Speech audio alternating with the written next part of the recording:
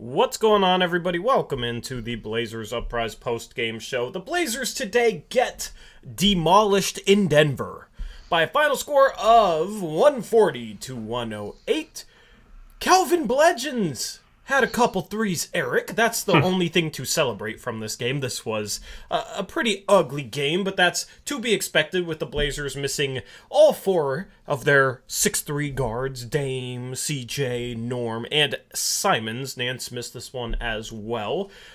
This was, I don't know. Honestly, Eric, I'm just going to come off, right off the bat, I'm just going to say this was probably the most boring game of the season for me. This was one of those games where I just could not get bought into really paying attention to this one. But it was good to see CJ Ellaby hit a couple threes. It was good to see Blevins hit a couple threes. Very surprised at that. It was good to see Wofford get some minutes. Greg Brown got some PT in the latter part of this game. Hit a jumper and had a dunk. So good for Greg Brown. But overall, this stream, we're going to talk a little bit about this game, but we're going to talk a lot of trade stuff later on in this stream. There was a report by Jake Fisher that I talked about earlier today on Blazers Uprise Live, our second channel. I did a solo stream because Eric couldn't make it and talked a lot about some of the trade stuff that was talked about in that piece, but since Eric wasn't there, this will be Eric's first chance to talk about that, and I know there was a lot of questions that I waited to answer that we will get around to in this stream, so this is more so just going to be a trade stream. There's going to be a lot of games as we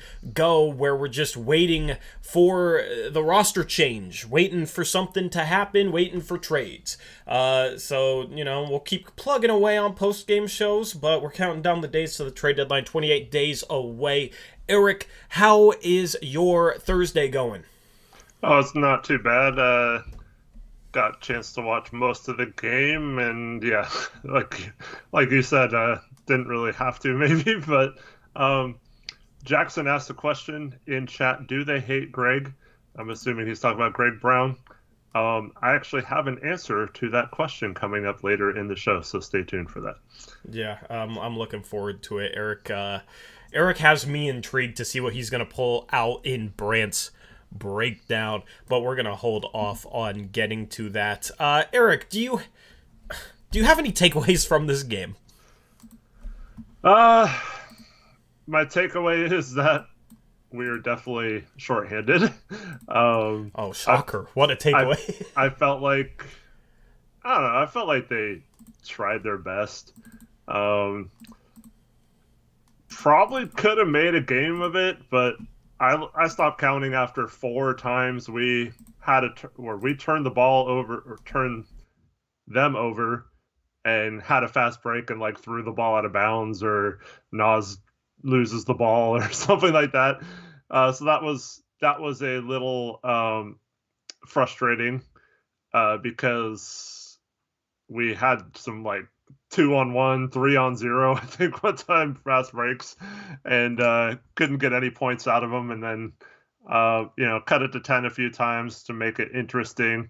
I felt in the first half we fell apart completely when Dennis Smith went out of the game because he had a pretty good first stint. Other than that, there wasn't a whole lot of takeaways from this game other than it was nice to see Watford play. I don't know his exact minute total. Let me look that up. 23 minutes. Nice. That's got to be his career high, right? So that was good to see him have an extended run. Not so much when it's having to guard Jokic and stuff like that as the backup center. But good to see him out there, and was questioning why Greg Brown wasn't in the lineup when we only have 10 guys, and you see Keldon playing and all this, and we're down 25 in the second half, and start of the fourth quarter, Greg Brown's not out there. I'm like, what? Mm-hmm. What was going on? And then there was a timeout or a dead ball shortly into the quarter, and then he comes in finally. So it's good to see him out there a little bit. I thought this would have been the perfect game to just play him a ton of minutes and just let him go through some up and downs of being on the basketball court. But overall, yeah, just can't really take too much from this game. Yeah, I mean, Naz's jumper is a little broken to me right now. And I guess I can save that for the player cards because we're still having player cards done today. So I'll save it for the player cards. But he has to be able to shoot the 3-ball. And he started off hot. He started off with the first 8 points of the game, had 2 threes and a dunk. And it was like, okay, maybe this is a Nas, a little bit of a breakout game. After that, he ended up finishing 1 for 9 from the field, and he ended up finishing 1 for 8 from 3. He finished for the game 4 for 12 from the field, 3 for 10 from 3. He was hunting threes this entire game. It's like since he made his first 2, he decided he's just going to hunt them, and I was a little bit disappointed with that, but I want to talk a little bit about his jumper later on when we get to his player card. Nurkic looked energized today. That was cool, I guess, and he had 6 assists. Going up against Jokic, though, in his former team, that's not really a surprise. Rocco, 4 steals. Raise that trade value. Get those steal numbers up. 2 for 5 from 3, 40%. He was then 2 for 5 from 2 as well, and then 0 for 2 from the free throw line, so a weird shooting game for him. But, with Rocco, it's rooting for him to raise his trade value because I think he'll be traded at the deadline. McLemore is still looking good. I feel like a team could end up using him. I feel like he could be a thrown into a trade that can kind of swing the balance, or maybe we could get at least a second for him. He's 4 for 9 from 3 tonight, 18 points. Had 4 assists as well, so he was arguably our best player. Dennis Smith Jr., though, I think has the best statistical night. 17 points, 8 assists, 7 for 12 from the field. This team looked competent enough with him in there. When he was out of there, this team looked like they had never played basketball before. So that was kind of the takeaway from this game for me. There's a couple comical moments too. Tony Snell turning into like a 70-year-old man slowly falling down on a drive. That was comical. Yeah, I don't know. It's just one of those weird games, and we just looked like a tanking team. I mean, this lineup is real bad. Yeah, and if you want to tank, this is probably what's going to happen if we want to tank properly. Games like this. But yeah, definitely missed Ant tonight. It would have been nice to see what he could have done, basically single-handedly trying to carry this team in Denver. And so yeah, definitely missed him. And yeah, I don't really know. There's not really a lot of like stuff we can break down X's and O's wise, but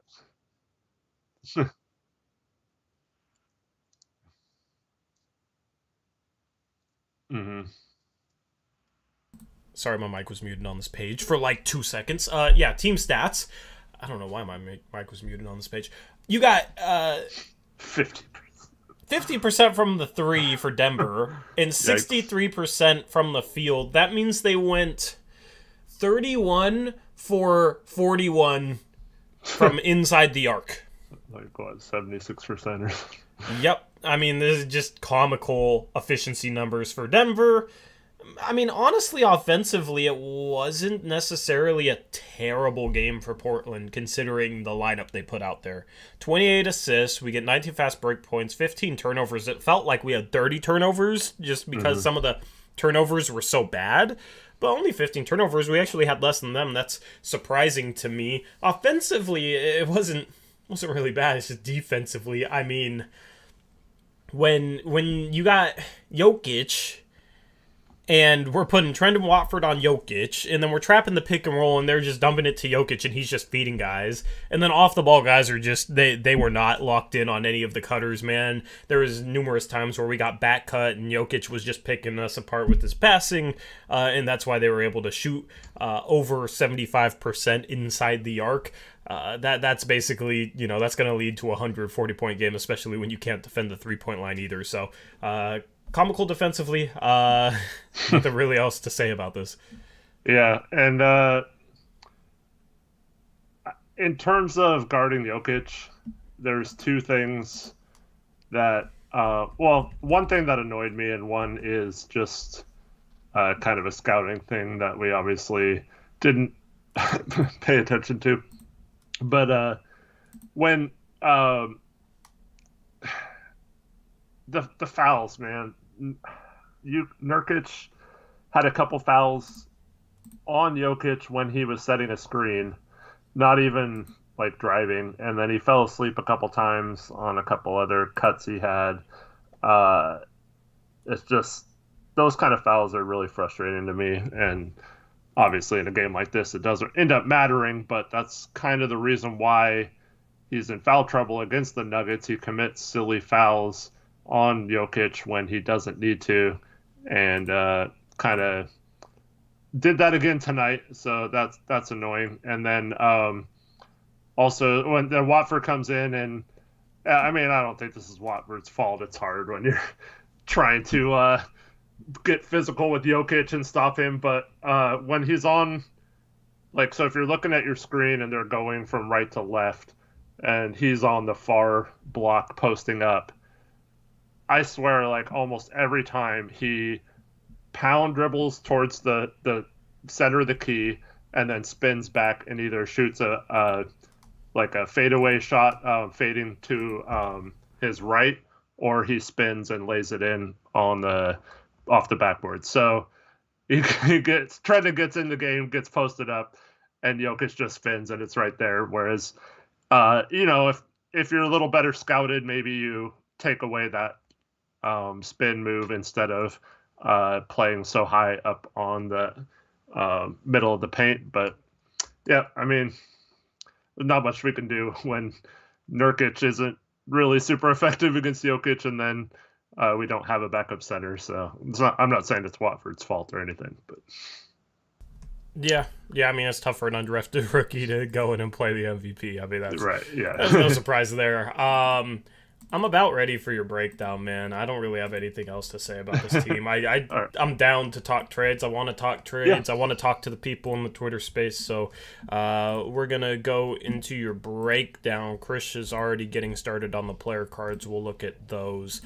He's already like halfway through them. So he's been pretty efficient. Let's hop into your breakdown and let me...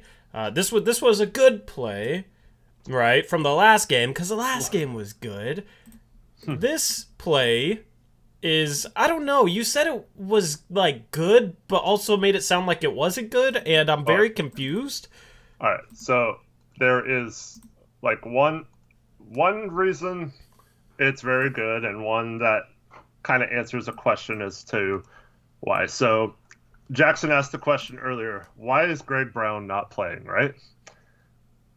So we kind of get an answer on this play. And then we also asked the question, why is an undrafted rookie getting minutes over him as well? I know they don't technically play the same position maybe, although they're probably both projected as power forwards long term. So here we have a play where I don't know what's going on. Are they playing a zone? Are they man-to-man? Do the players out there even know? Because it looks like Watford, Blevins, and Ellaby are playing zone, and Greg Brown has his back turned to the play and has no idea what's going on behind him. And I don't know. It looks like man to me. I mean, we'll have to see the way the play develops, but like it looks like Watford's guarding the guy under the hoop. Right. Blevins is guarding Rivers. But yeah.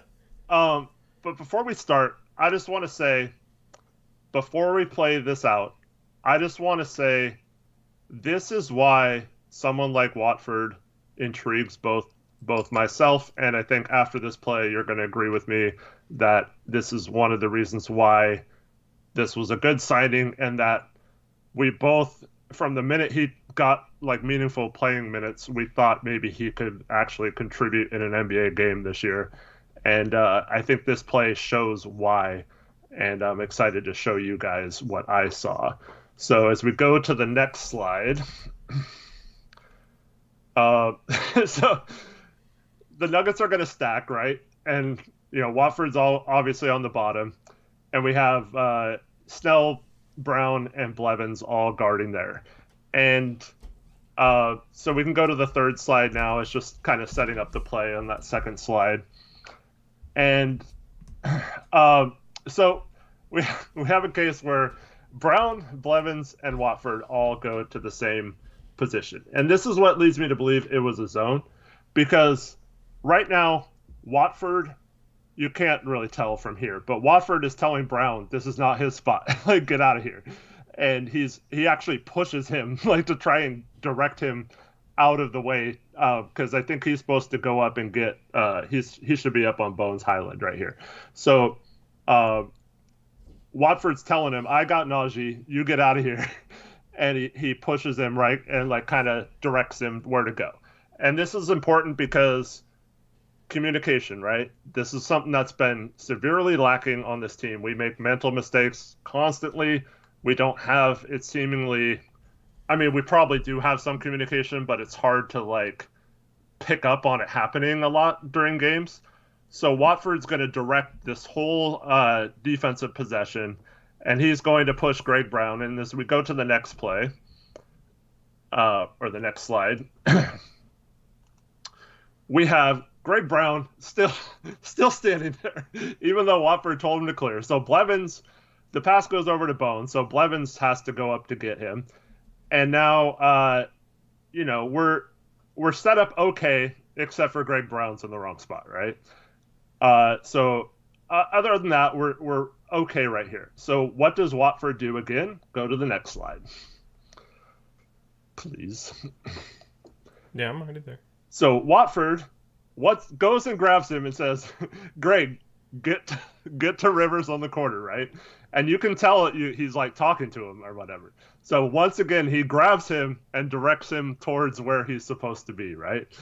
And so this is twice already in a matter of a few seconds that Watford has not only been trying to play defense himself, but also recognizing other people in the wrong spots, trying to direct them, communicating where to go, and actually physically guiding them towards that area, right? Mm-hmm.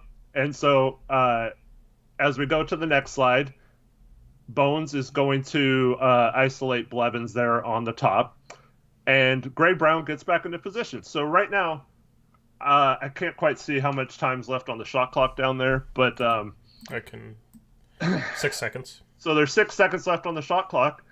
The Blazers, despite a few times being out of position, are back to being perfectly set up now to defend the rest of this 6 seconds, right? And so Bones is going to isolate Blevins, and of course it's Blevins, so he blows right by him, right? Mm-hmm. And so to cap off this incredible play by Trenton Watford to this point, where he has completely led to the Blazers to being back into guarding position. It's not his fault Blevins gets beat on this. It's not his fault Greg Brown doesn't know where the heck to go. And so he drives in the next slide.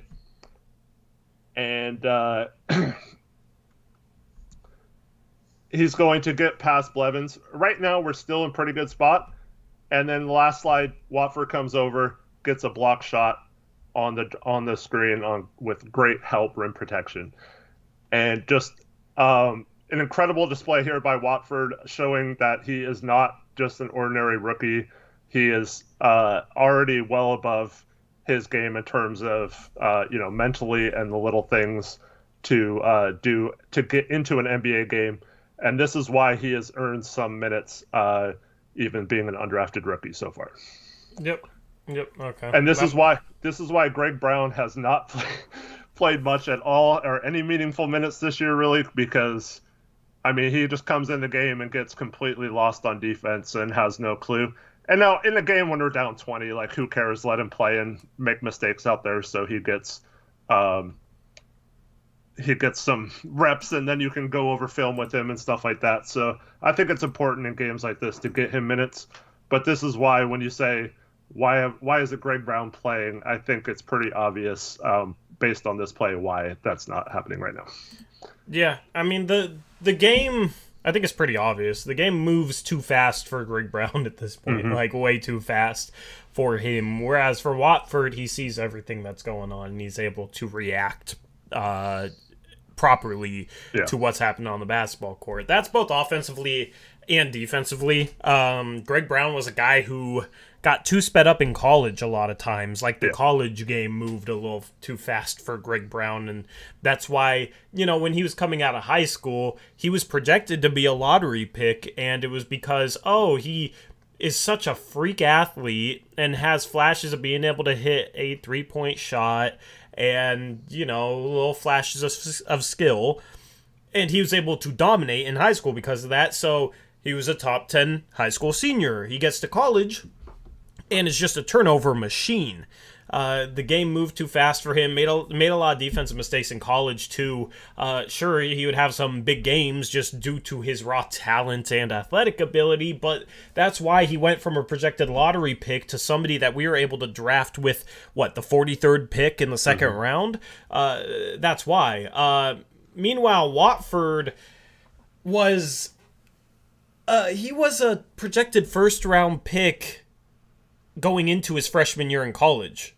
He was a highly touted freshman, didn't have that good of a freshman year, went back a second year to LSU, and then came out after his sophomore year, and the knocks on him were, his foot speed, his, athleticism, his questionable outside jumper, stuff like that, but it wasn't, a situation where he was completely lost. He knew how to play, and you could tell if you watched him, he wasn't a dumb player by any means.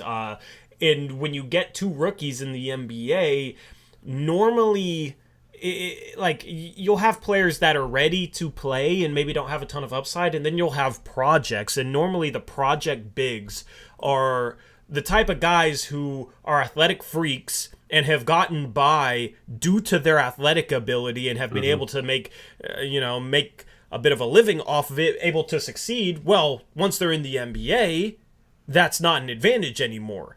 They have to supplement the roster in other ways. They have to be productive in other ways. Watford's able to be productive because he's smart enough to react in time defensively to be a solid defender. He's been a solid defender when he's played this year, and the knock on Watford coming into the NBA was, he's going to be a real bad defender. But, it's easier to judge, this guy doesn't necessarily have the best feed or isn't the quickest guy or isn't the lengthiest guy. It's easier to judge that than it is to judge little things like instincts and Watford knowing where to be, in positional defense. So that's part of the reason Watford got underrated in the draft process. Greg Brown is a perfect example of a 4-year project, a guy who's 2 years away from being 2 years away, because the game moves way too fast for him. Now, I still have hope that, Brown's young enough that he can figure it out. Yeah. He's going to need to make some strides, but that's why he's not playing right now, because you don't necessarily want to throw him out there if he's going to be horrible. You don't want to mess up his psyche if, you're throwing him out there and he's just going to have a bunch of turnovers, have a bunch of terrible defensive plays.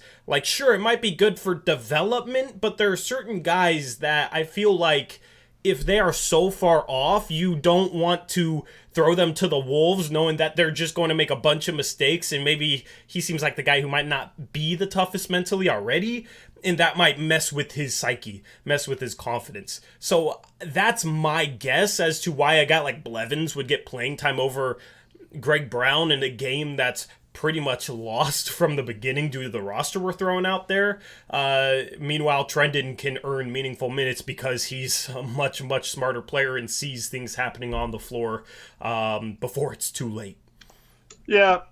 The only thing I'll say to that is I think having that film and being able to show him in-game footage of him making these mistakes, then hopefully seeing him respond to that in practice, I think you do need a little of that. It's not just something where you can hide until he's ready or something.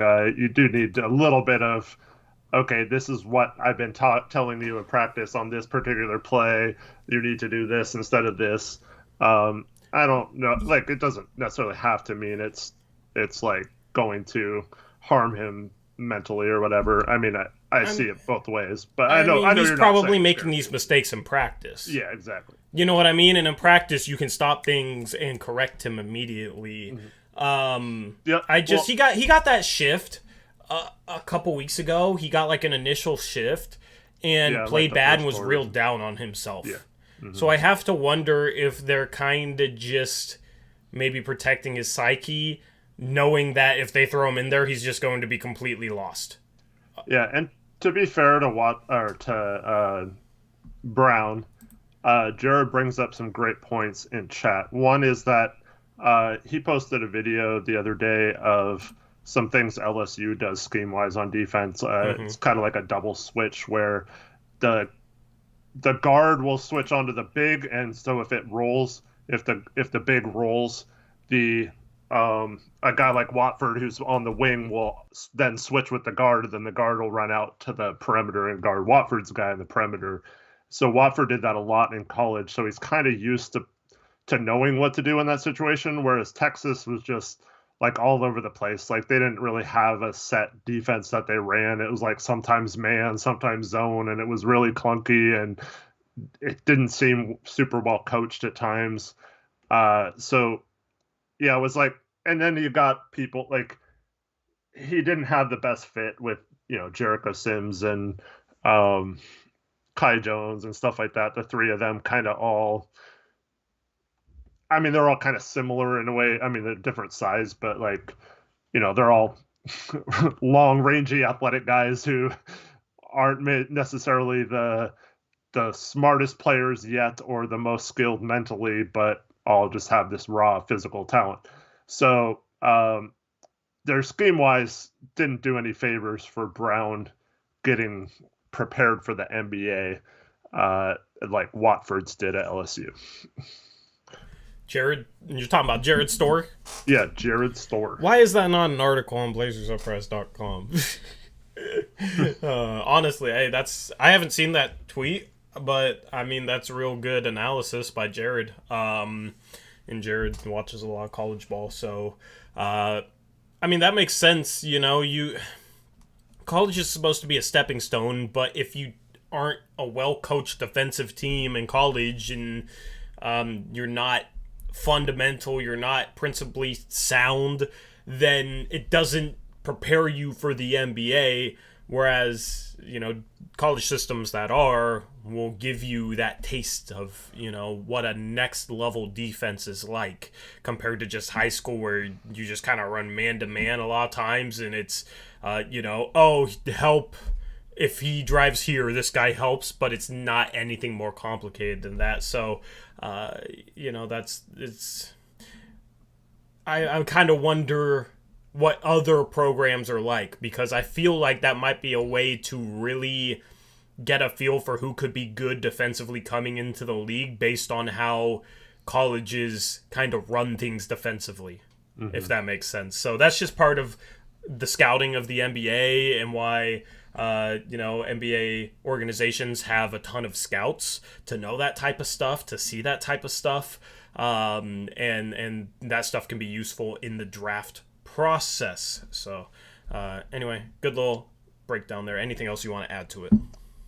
No, just I just thought that was an interesting play, and yeah, love Watford for basically guiding the defense. We talked about this in past streams, needing that floor general, the guy who sits back at the backside of the defense and calls out everyone's responsibilities and stuff like that. The hope is after time, you don't need him to call it out very often, but obviously is for, Greg Brown getting extended minutes, which he hadn't really had a lot other than completely garbage time minutes outside of that one game you mentioned. So like, it's important to have those floor generals on defense, just like a point guard would do on offense. And it was just really exciting for me to see Watford step up in that role and seem like a veteran out there on the floor. Yep, agreed with you. Let's jump into... One more thing, sorry. Jared mentions Tari Eason is also from LSU this year. So that might be a guy to look out for if Trendon, had those skills coming out of LSU. And that's a guy who's projecting to be a pretty good defender at the next level. Maybe that's a guy you look at if we get, mid to late lottery pick versus higher pick. Yeah. I mean, we'll get into that as we go along. I want to start tweeting out like games to watch for the week on Monday for like scouting certain prospects if you guys would be interested in that. Let's jump into the player cards. We're going to start off with McLemore, Mr. Ben McLemore, 18 points, 4 assists, 2 steals, a block, a rebound, 4-9 from the three-point line, 6 for 14 from the field. Good statistical game for him tonight. Yeah, overall not bad. Like you said earlier, probably our most consistent player right now, and yeah, I just hope he has some value at the trade deadline. Yep. Agreed. Let's move on and talk about Tony Baloney with a side of rigatoni. All right, what is of best? I Why is he second? Oh, he's not supposed to be second. You're right. Well, we can talk about him now. It'll randomly put a slide at the end second for some reason. So second, we got Tony Snell just to make him feel better about himself. Did you see that play where he tried to drive and just slowly fell out of bounds? Yeah. That was comical. That's like if you threw like a 6-year-old man out on an NBA court and he tried to do something and he just starts to drive and he just slowly falls over. Hey man, 3 for 3 on twos. Good for him. That's a record. Nice rebound follow put back. Yeah, I didn't even see it, to be honest. I saw him hit a mid-range jumper off an inbounds play, which was interesting. But yeah, he was below. I want Tony Snell off the team, man. Dude, did you see that three he airballed? Yeah. It wasn't even close. Like, if you move the rim, we had several one airballs. rim's width forward, I still think he airballs. Yeah. That was comical. I don't know what the hell happened to his three-point shot, but dude, let me see what he was shooting this year because I'm kind of curious now. Tony Snell stats. Google. Basketball Reference. He was shooting 37% going into this game, but it doesn't feel like it, man. I mean, I don't know. He's so sleepy to me. O'Shea always kind of signs a sleepy vet, I feel like. You know? I mean, it just reminds me of like Anthony Tolliver. Mm-hmm. Anthony Tolliver, Tony Snell. Those are like the types of guys O'Shea rounds out the bench with. He got a good one with McLemore this year, so good for him. But I've never liked the way O'Shea rounded out the end of the bench. Mm-hmm.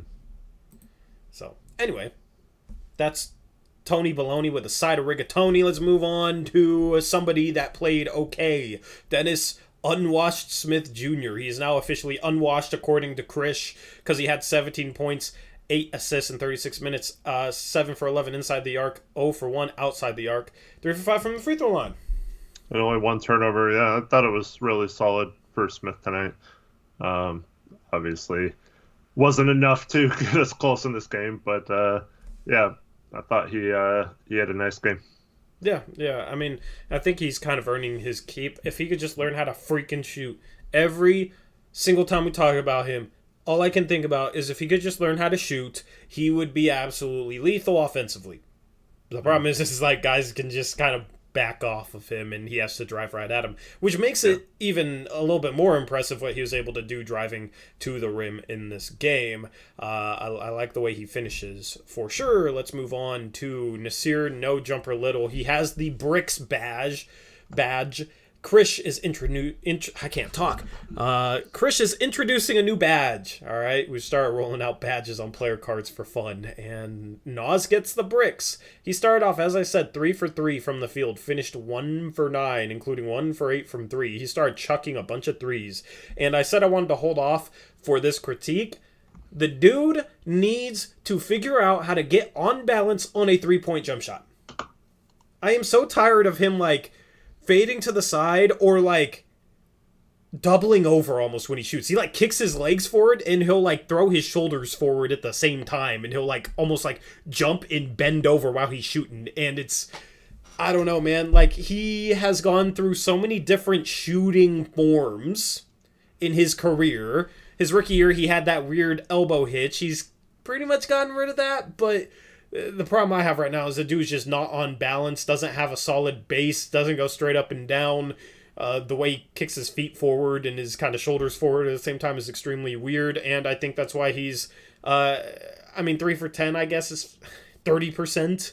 It's not horrible, I guess. It's not good, but he's been shooting around 30% for the season. He needs to be a 35, 36%er, and he needs to figure out how to consistently shoot one way and consistently shoot with a good shooting form and consistently shoot on balance, because he hasn't really figured out how to do that for a long period of time in his NBA career. Yeah, and I feel like when he does go up squarely and go straight up and down, he's actually a pretty good shooter. Mm-hmm. But this, I mean, I don't want to sugarcoat this. This is flat out terrible. 10 3-point attempts, 2 2-point attempts. Yeah. Where are the cuts? Where are the slashes? Where is the getting to the hoop? Okay? Where is this stuff? Why is our starting small forward shooting 10 threes and only making 3 of them and not getting any sort of plays going to the hoop, not, attacking the rim, not doing anything? Like, I don't understand it. It's driving me bananas, dude. The problem is like defenders just kind of back off him right now. Like, I saw that multiple times throughout this game. Defenders just back off him, and he's like, okay, I'm open for 3, and my defender's already in the paint. He's just camped out at the 3-point line. That's literally all he does now. It's dumb. Like, this guy is such a freak athlete, and we're like turning him into, just go stand at the 3-point line. I don't care if the guy's guarded. At least cut sometimes, like, to make it seem like the guy has to guard you at least part of the possession. But instead, he just stands out at the 3-point line. And it's not all on him. I mean, that's part of coaching, too. But without much NBA talent on the court tonight, like, I get in the bigger picture of things, and earlier this season, I absolutely agree.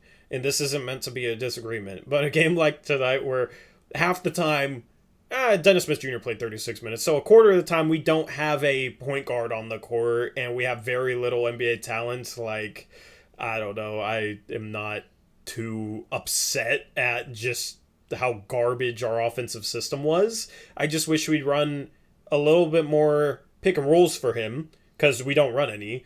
And that's something we run all the time out of freelance. Maybe we run a couple, but I would like to see him try and make a little bit more out of pick and rolls, and that's an area of growth which he could use a game like this to get some reps in.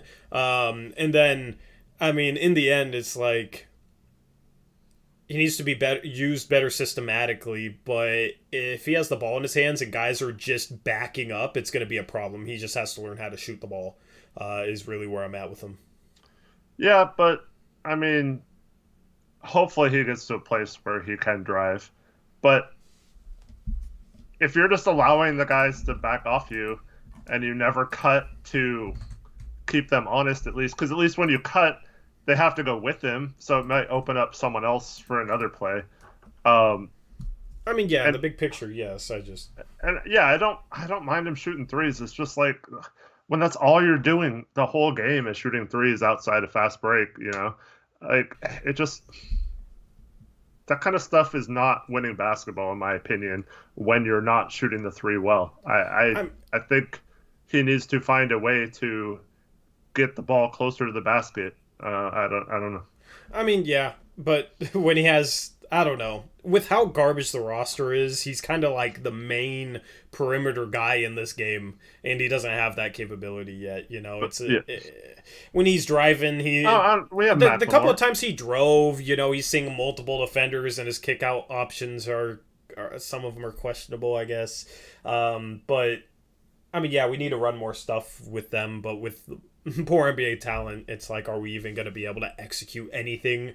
Probably not. Yeah, and okay. There's a difference, though, between just, like, giving up and just letting him, just shoot a bunch of threes, and at least trying some of those, like, some plays for him, like a curl screen to the free throw line or something, get him. And maybe that gets him going to where, like, I don't know, like when he started missing a bunch, maybe, getting an easy play would be better for him. It's just, I don't think I don't know how to phrase this, but like, we might be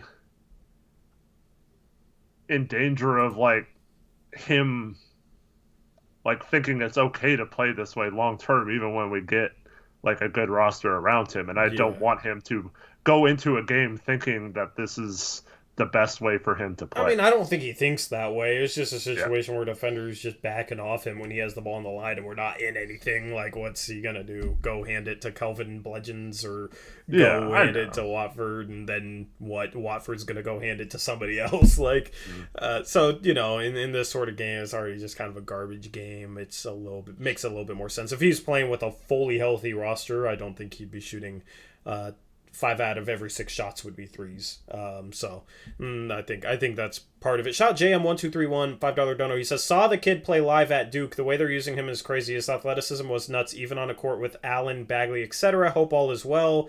Are you talking about Nas? Because Nas played at North Carolina. Maybe you're talking about against He would have played at Duke.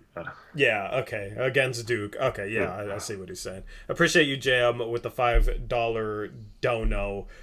Yeah, I mean, he was an athletic freak in North Carolina, kind of screwed around with him. Kind of like Stotts has during his career. But yeah, I mean, you got to make better use of his athleticism. It's just, given some of the passing I saw tonight, I don't trust really anybody on this roster to throw him a lob pass. Maybe Dennis Smith Jr., but that's it. At least the roster that played tonight. So yeah. Anyway, moving on. Let's talk about we got Jokic in there, and we got Aaron Gordon in there. Yeah, 11 points for Trendon. As Chris said, he's going to add more and more to this graphic as we go along, so I'm very curious to see what this graphic is looking like at the end of the season. You're shaking your head. What are you shaking your head at, Eric? I don't think you can be the Jokic or Gordon clamp master when you are a minus 21 and we lose by 32. I think that's the joke. I don't know. But I mean, at least we beat the Nets. So. Yeah. I mean, we're just going to add more to this graphic if it makes sense or not. Eric, wait, you're looking at this graphic and it's like, this makes sense other than that? Yeah, it does. Yeah. I think we should only have additions if it's worthy if we win. All right, Krish, there you go. But, I mean, you guys are free to do that. What did Aaron Gordon do tonight? Trendon didn't really guard him.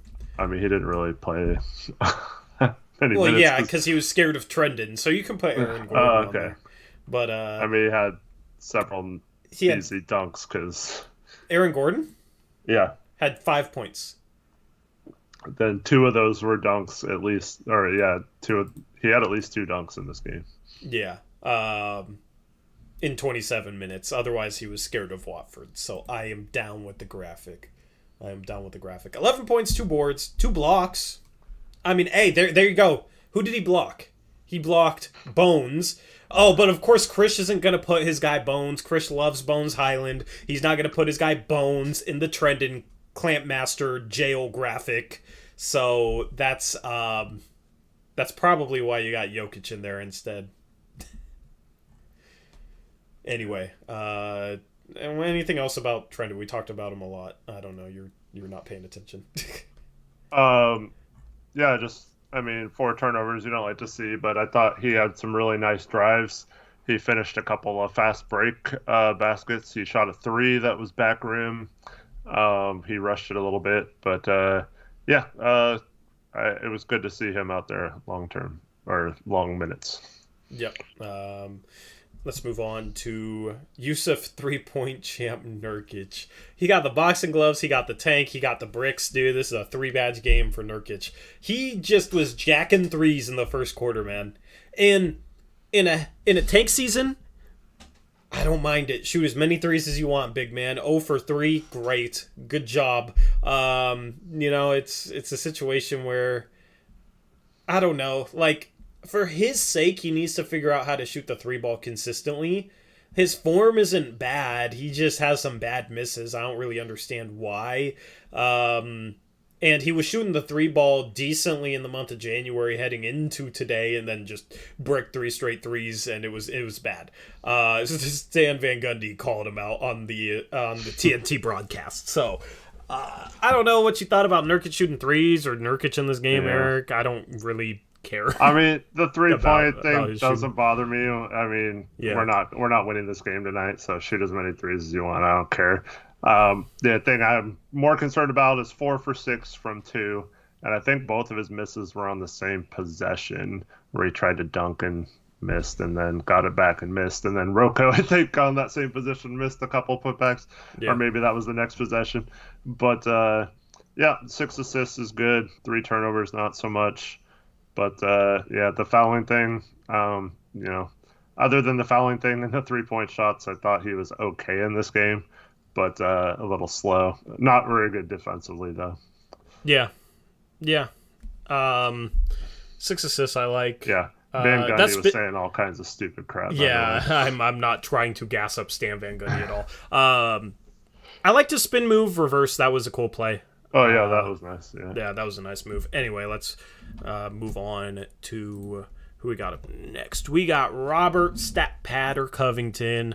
4 steals. You love to see it. Raise that trade value, Rocco. 10.7 boards. 4 for 10 from the field. 2 for 5 from 3. What'd you think of Rocco tonight? I mean, it was okay. All right, defensively.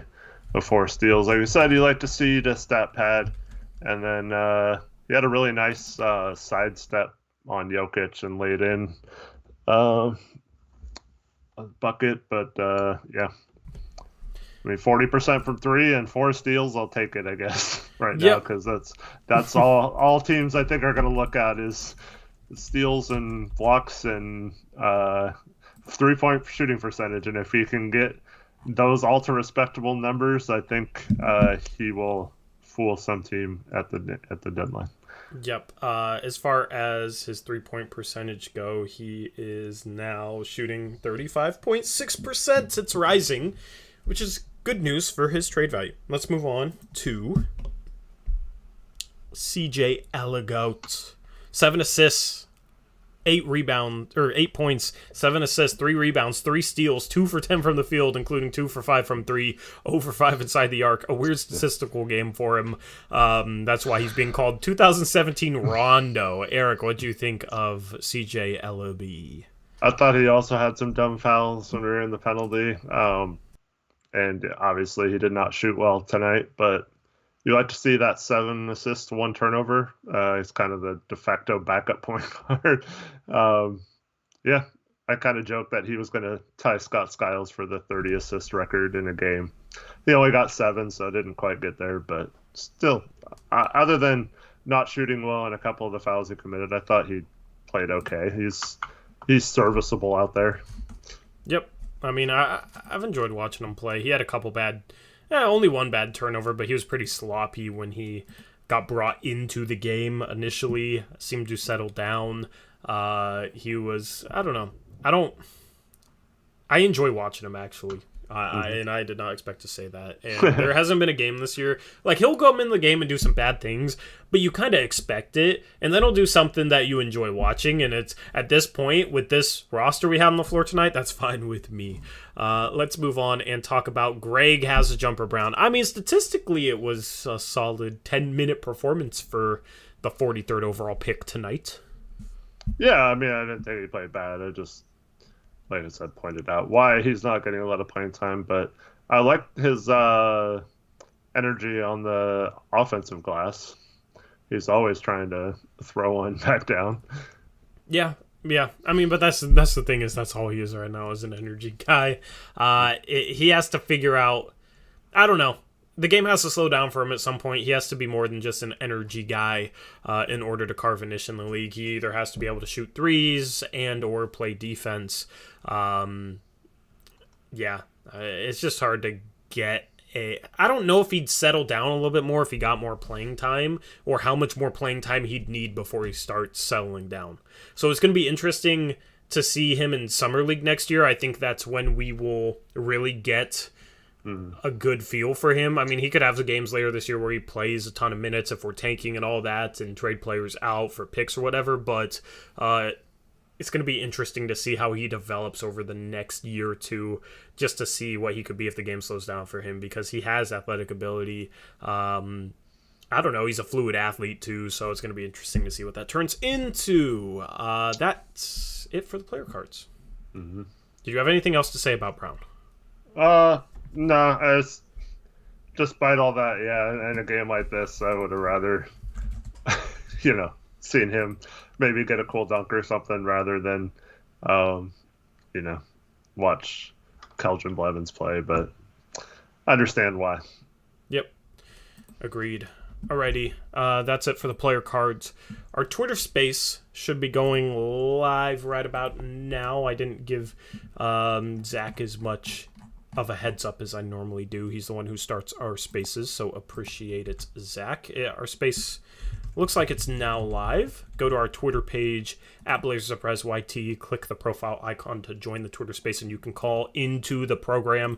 We're going to take your questions. We're going to take your opinions if you have them. Whatever you have for us, feel free to let it rip. Just no cursing, and just try and keep it PG at worst, and we're all good to go with that. So let me join the Twitter space and mute you, Eric, and I'm gonna hop in here. Eric, remember to, there you go, mute your mic. Cool.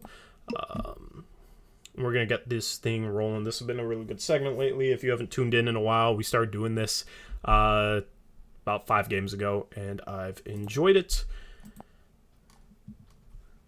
Let me get set up here. So simply join the space and request to speak, and you'll be brought on the post-game show. Let me post a link to this in the stream chat.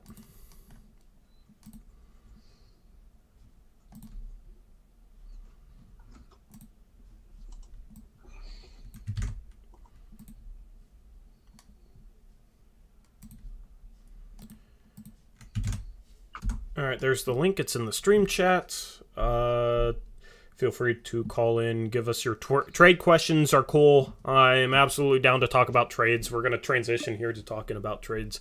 And we'll be ready to go. Eric, it says, is connecting. I don't know if that's his internet or if that's Zach's. I might have to host the space myself.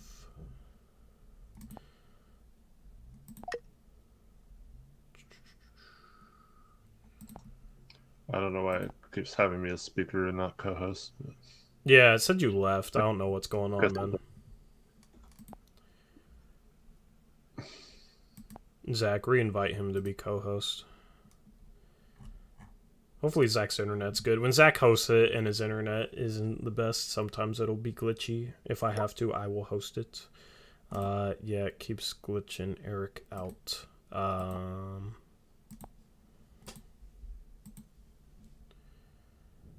I don't know what's going on with that.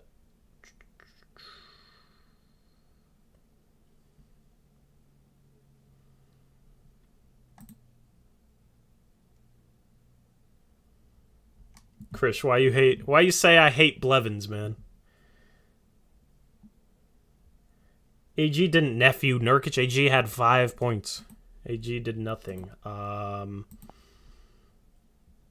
I don't know what's going on. Maybe I'll need to host the space. I'll see if Zach's internet is tripping out. He was supposed to have gotten it fixed.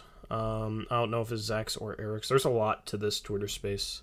We've been doing it pretty smoothly. I've been pretty happy with it so far. But I think it's Eric because Eric requested before I can invite him as co-host. Okay. Just restart the space, Zach. Just restart the space. Send me a new link. I'm gonna unmute Eric on Skype for now. Eric, I'm having him start a new space. To anybody wondering why Anthony Simons was missing tonight, it was, I saw a couple people not know, funeral for his grandfather. Eric, just let Zach invite you as co-host. Don't request first. I did. I don't. Yeah. Oh, I mean that's okay. I don't know then. So just send a new link, Zach, and I will post the link in chat, and I will retweet it, and I will get things rolling. Because I want to take your trade questions. I want to talk trades. I want to talk draft. I want to talk that type of stuff. We had a lot of good questions at the end of Blazers Uprise Live today. I didn't have time for it, so I definitely want to hear what you guys have to say in that regard.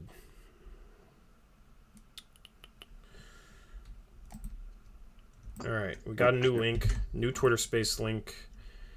Eric, we'll try this again. I'll mute you on Skype. And I will post this in the stream chat. New space, posting it in the stream chat right now. Hopefully this works. Hopefully this is good to go.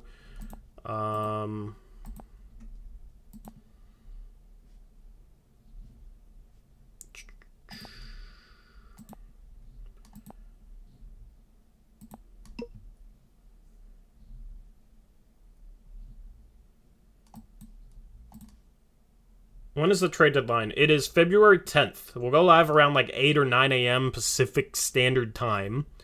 If the Blazers make a big trade at all, then we will go live as soon as possible and cover that trade just like we've always done. There's Tori. All right, cool. I think we're working now. I think everything's working now. All right, who requested first, Eric? Do you know? Was it Dro or Adam? Who are we going to first? I did not see who was first. Okay, we'll just go to Dro first. I think I saw Dro first, so I think you guys requested at the same time. We like to go in order. We'll go one at a time here. We're gonna bring on my guy Dro. He's been consistent calling in. Last stream he called in, and then after he got off the call, started talking trash about my guy Chet. I don't know why he didn't talk that trash on the call, but I will now give him the chance to do so if he wants to. Gonzaga played tonight, blew out the BYU Cougars, was very satisfying. Dro, I'm trying to add you as a speaker. I don't know if it's going through. It might be internet, I don't know.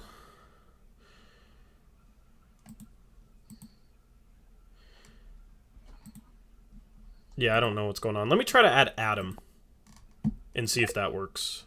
I might have to host the stream then if it's Zach's internet, because I think that... No, Adam can speak, so I don't know what's up with Dro. Adam, what's going on, man? Hey, Adam. Hello? Yeah, you're good. You're on. Man? Oh, what's up, guys? Not much, man. Doing? Just been trying to run this Twitter space. Having it glitch out on me, it's not fun. Anyway, what you got, man? My question is like, do you think the Blazers will try to trade CJ and Norm and like move Ant to a starting role? And if they do so, who do you think will take those guys? Good question. Right now, my gut feeling is they trade one of them, but not both. That's just my gut feeling. I would trade both, and I would try and trade both. And I think you might be able to get more for them now than you would in the offseason. So now's the time to try and trade both. Eric, what do you think? I completely agree with that, and I also agree that I have a funny feeling either one or both will not be traded. And in terms of teams, there was a report by Jake L. Fisher, who's been kind of a reliable source since last offseason. And he said that there was 12 teams interested in Norm at the deadline, and most of those teams would still be interested in him now. 12? And 12 teams at the deadline last year. At the trade deadline, yeah. Efficient guard who can fit in most plug and play in most lineups, can be a starting shooting guard or a bench guard for scoring. So I think he's got a role on a lot of different teams, and his contract is decent enough to where it's tradable. And came out today that Norm is fine with being traded, I guess. Yeah. Which is also Rich ain't kind of gonna like that, but yeah. I mean, when someone's saying they're okay with being traded, like that kind of, to me, signifies that they're not fully on board here. So I'm totally cool with trading him if we get some value back. The rumor was that New Orleans, in particular, was both after him at the deadline last year and in free agency, and Norm chose to stay here over them. and that they would absolutely still be interested in him, and they would also be interested in CJ if he became available as well. Yeah, So I just hope that we could like trade both, because like Ant's been going off with all these minutes he's getting. It would kind of be disappointing, but Yeah, I want to see how Dame and him coexist. Sadly, we might not get the opportunity to see that this year, but of course that helps the tank, that helps the losing, so there is a big silver lining there. I think you got to try and use CJ and Norm to try and build the best defensive front court possible around Dame and Simons, because obviously they're still undersized, not the best defensive backcourt. I think they can be a little bit better defensively than Dame and CJ ever were, and that's just due to Simons. He plays pretty hard on that end, and I think he's maybe a little bit more committed to becoming a better defender. So I think, it doesn't make sense to not trade both CJ and Norm if you have Simons, and you can find a solid third guard to play behind those guys pretty easily. So I think you definitely got to trade CJ and Norm for either players or picks that you can turn into players in the offseason, players that are in the front court and solid defensively. Yeah. Anything else you got, Adam? Or Eric, you go ahead, man. Well, I just want to say it's important to note that trading CJ and Norm is more important, I think, to the offseason than Nurk and Rocco, even though it makes more sense to trade Nurk and Rocco because they're expiring contracts. But if we somehow traded Norm and CJ for expiring draft picks, we could have as much as $30 million, even with trying to retain Ant in salary cap. We could bring on a player in a trade using all those picks, so we wouldn't even have to have a contract to match out. And think of how nice that would be, a team that is not looking to add salary, but maybe take away salary, if we could take a huge contract off their hands and offer them picks for it. I think that's the way to go if it's possible. Yep. Anything else you got, Adam? No, I think that's everything. Yeah. All right. Appreciate you calling in. Have a good rest. Thank you, guys. We got 5 people requesting to talk right now, Eric. So we'll try and get through these efficiently. We'll try again for Dro. Adam could talk to us, so it wasn't the space. I don't know if Dro, has the phone coverage necessary or the Wi-Fi power necessary to call into the stream today. I don't know what's going on with him. I keep trying to add him as a speaker, and it's not working. So it's still, for whatever reason, not working. So Dro, we're trying to bring you on here, man, but the request is not going through. Zach, try adding him as a speaker, and then let me know in Discord if it works or not. Because you might be able to add him there on your end. For whatever reason, I can't. But as far as Pelicans go, we brought up the Pelicans. Josh Hart, I guess, would be intriguing. They have a traded player exception that can absorb Norm, so you could potentially not even have to take anything back. There's options with the Pelicans, and we can go into that a little bit later. As far as Herb Jones goes, I don't think that's an option. He's pretty untouchable. I wish we could have gotten him in the draft. He's been phenomenal for New Orleans. All right, we finally got Dro, so I guess it works on Zach's end. What's going on, Dro? Finally got you on here. How's your night going? Hey, what Dro. you got for us? What's up, guys? How you doing? Doing good. How are you, man? Good. So I was sitting bored as hell at work, just trying to figure out how we could get the first pick or even the third pick.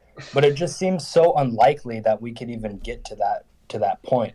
I mean, a team like Sacramento, they're usually not good. Detroit's terrible. I mean, there's just a bunch of other teams that are just plainly just not good, not talented. But we just seem like we're just in that purgatory stage. I just don't think we could just trade Rocco, CJ, Norm. I don't think we could trade all of these guys at the trade deadline to even get to that bad of a point. So go ahead. how we're gonna be a play-in team. I just have it in my intuition. We're gonna be the 10th seed, and we're gonna be on ESPN. We're gonna be playing against I don't know, the Timberwolves or, somebody like that. Like, how the hell can we get out of this purgatory stage?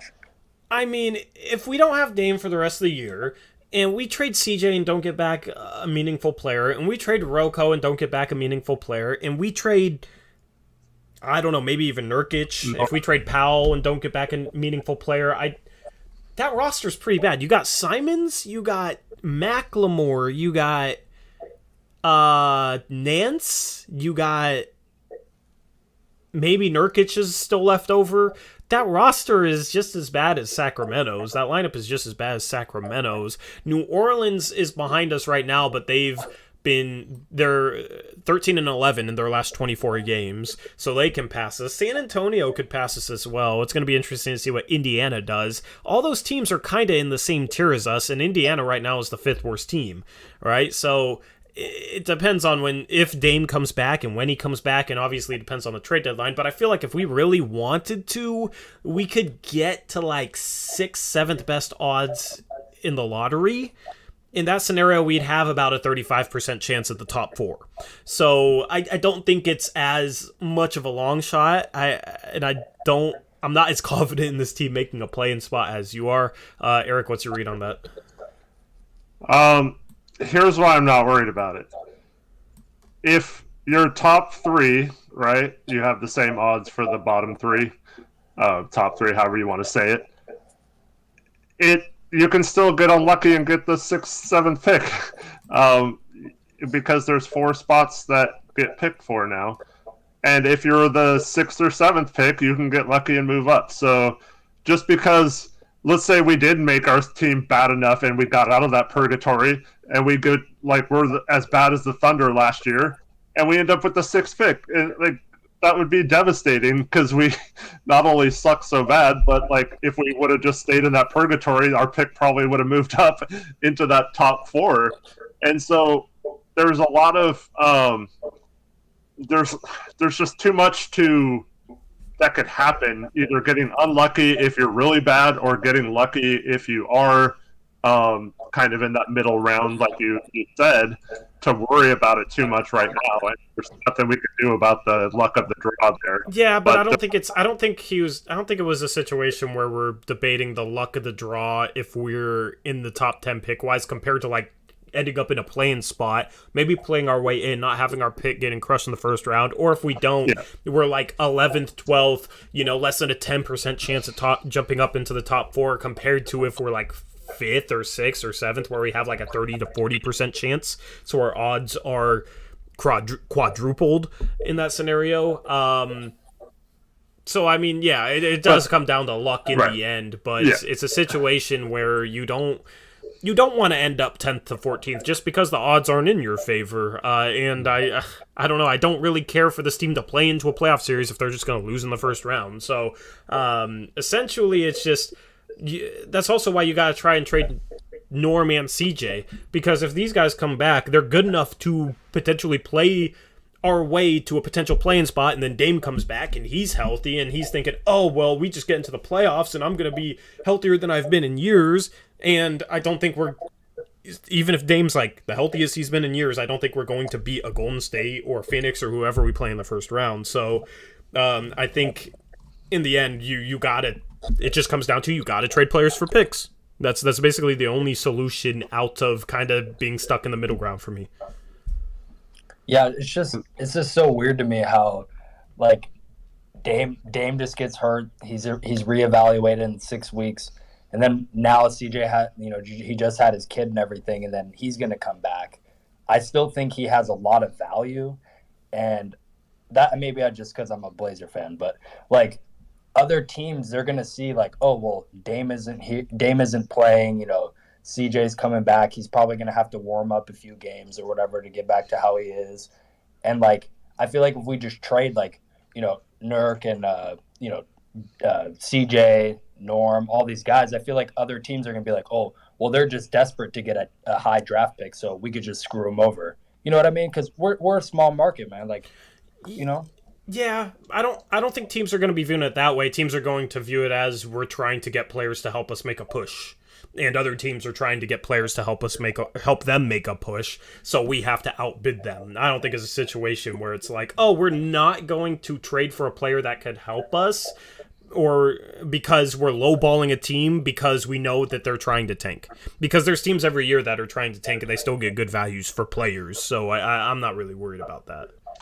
And the thing I'll say to that too, take advantage of teams like the Pelicans. That's why that's my favorite trade option for either Day or CJ or Norm, is because they're fighting to get into the play-in, right? They want to at least make a run to the play-in game so they can tell their fans. That's the stupidest logic ever, but like that's what they're apparently aiming to do, and that's how stupid David Griffin is. So I think you take advantage of that, and then that if you trade them CJ, maybe they're good enough to get that play-in spot over us, and that helps us move down a little bit. Or you help some other team get someone that helps them out too. Like maybe the Pacers, we make a deal with them and they get a Norman Powell or something, and that helps them move up a few spots to where they're above us in the standings because we don't have Dame for 6 weeks. So some of these trades might actually help us get some of these teams to move ahead of us in the lottery odds, if that makes sense. Yeah, and I have another quick question. I agree with you, Eric. I definitely do.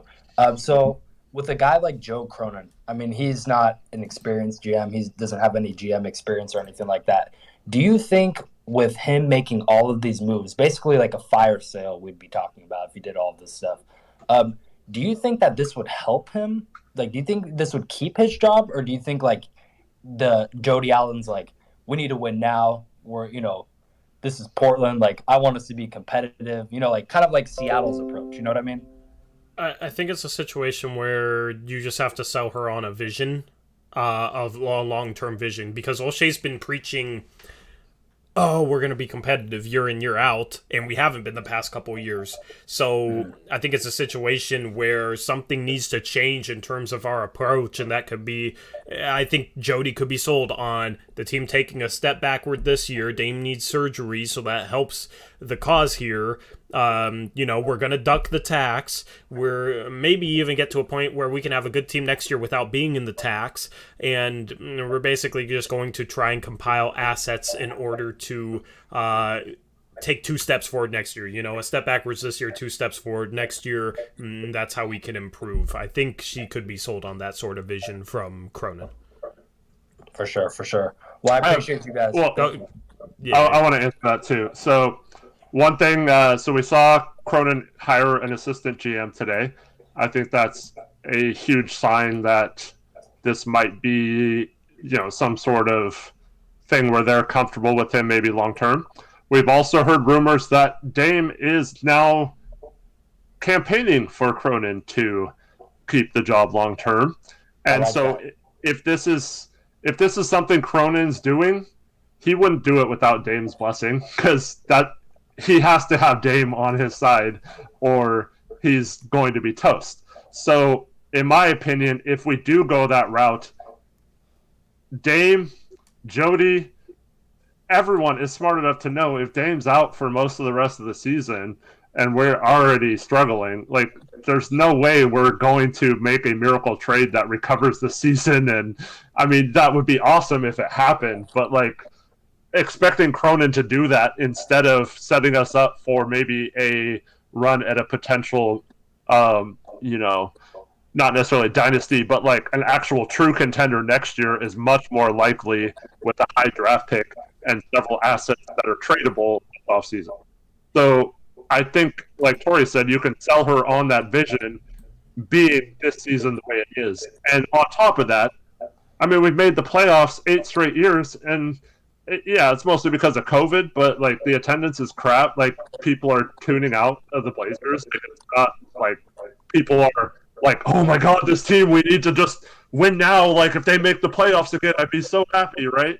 So like people aren't saying that for the most part. Like some people want the Blazers to make the playoffs, obviously, but I don't think it's a case where we have to win this year to please ownership or the fan base or anything like that. I think people realize that it's going to take a year to undo some of the mess that Olshey made, and if we can be set up better for the future, I think everyone's smart enough to understand that that's the best course. Yeah, there's always beauty in the struggle, man, but I appreciate you guys for sure. Yeah, have a good night. Appreciate you, Dro. Next up, we're going to add Portland Trailblazers fan as a speaker. You are now live on the Blazers Uprise post-game show. Portland Trailblazers fan, what do you got for us? Yeah, thank you guys for having me. I just had like a couple like questions because I remember like last trade deadline stream, you kind of like predicted, okay, like if we don't go for this guy, we will probably trade for Norm. So I just want to know what do you guys think is going to be? How do you think our roster is going to change this trade deadline? Who do you see coming in and who do you see going out? And my second question was like, let's say we don't get a top 3 pick, who would you draft if we don't get a top 3 pick? Like it's Garrow, Chet, or Smith. Who would you draft?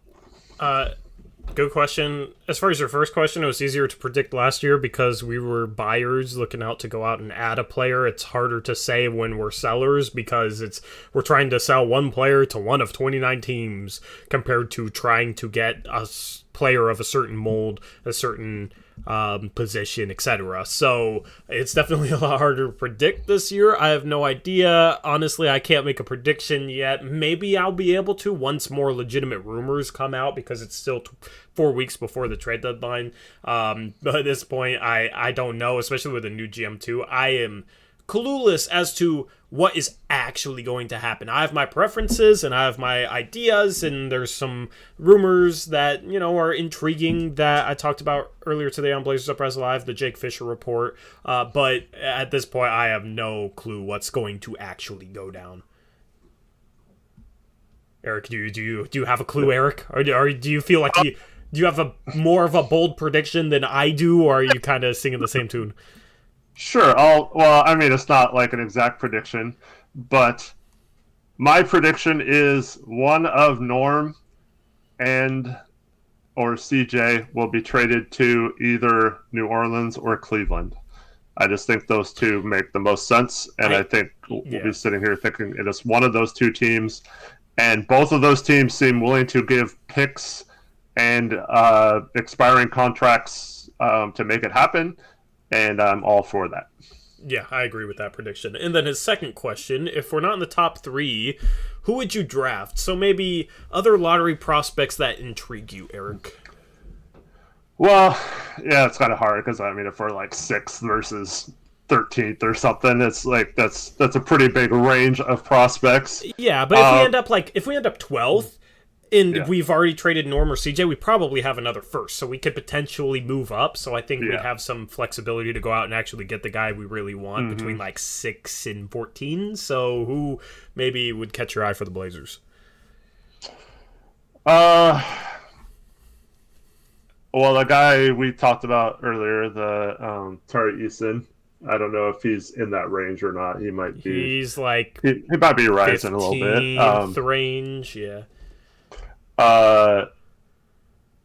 Unlike you, I kind of like Keegan Murray for a team that's ready to win now. I feel like he is a good enough scorer to come in and help an offense right away, and is a pretty decent defender. Yeah, here's the thing: if we're picking in the top 10, I want to go for a guy with legitimate upside because we have to add a star somehow. So a guy with like a higher floor and a lower ceiling isn't as appealing to me. Like, I think Keegan Murray is going to definitely be like a role player for sure. I don't even necessarily disagree with your take on him. It's just I would rather just go for a guy with more upside because we're going to need to hit on something. Yeah. I think he has upside, but yeah, I see your point. But yeah, it's kind of hard because you're still letting a lot of stuff pan out. And, Johnny Davis goes from off the radar going into the season really in terms of a draft prospect to now in most people's top 10 or even like top 7 in a lot of draft boards now. So a lot can still change. So it's really tough to know which prospects will be there when it's all said and done. And also what our needs are. If we get a bunch of young wings like a Moody and a Neesmith and stuff like that, we might not need a shooter, a small forward. We might need a big. I'm all for taking the best player available too, but like also you have the draft last year where Kuminga falls to a 7, where that's kind of intriguing if we're in that range and someone that was super athletic and raw like that falls, but it's also a little risky if we're going the win now route as well. So I don't know. I think the two names to watch would be Benedict Mathurin from Arizona and AJ Griffin of Duke. Everybody's talking about Banchero. AJ Griffin, I think it was yesterday, maybe the day before, just dropped a 22-point game in his first start. He wasn't playing much to start the year, but has played really, really well.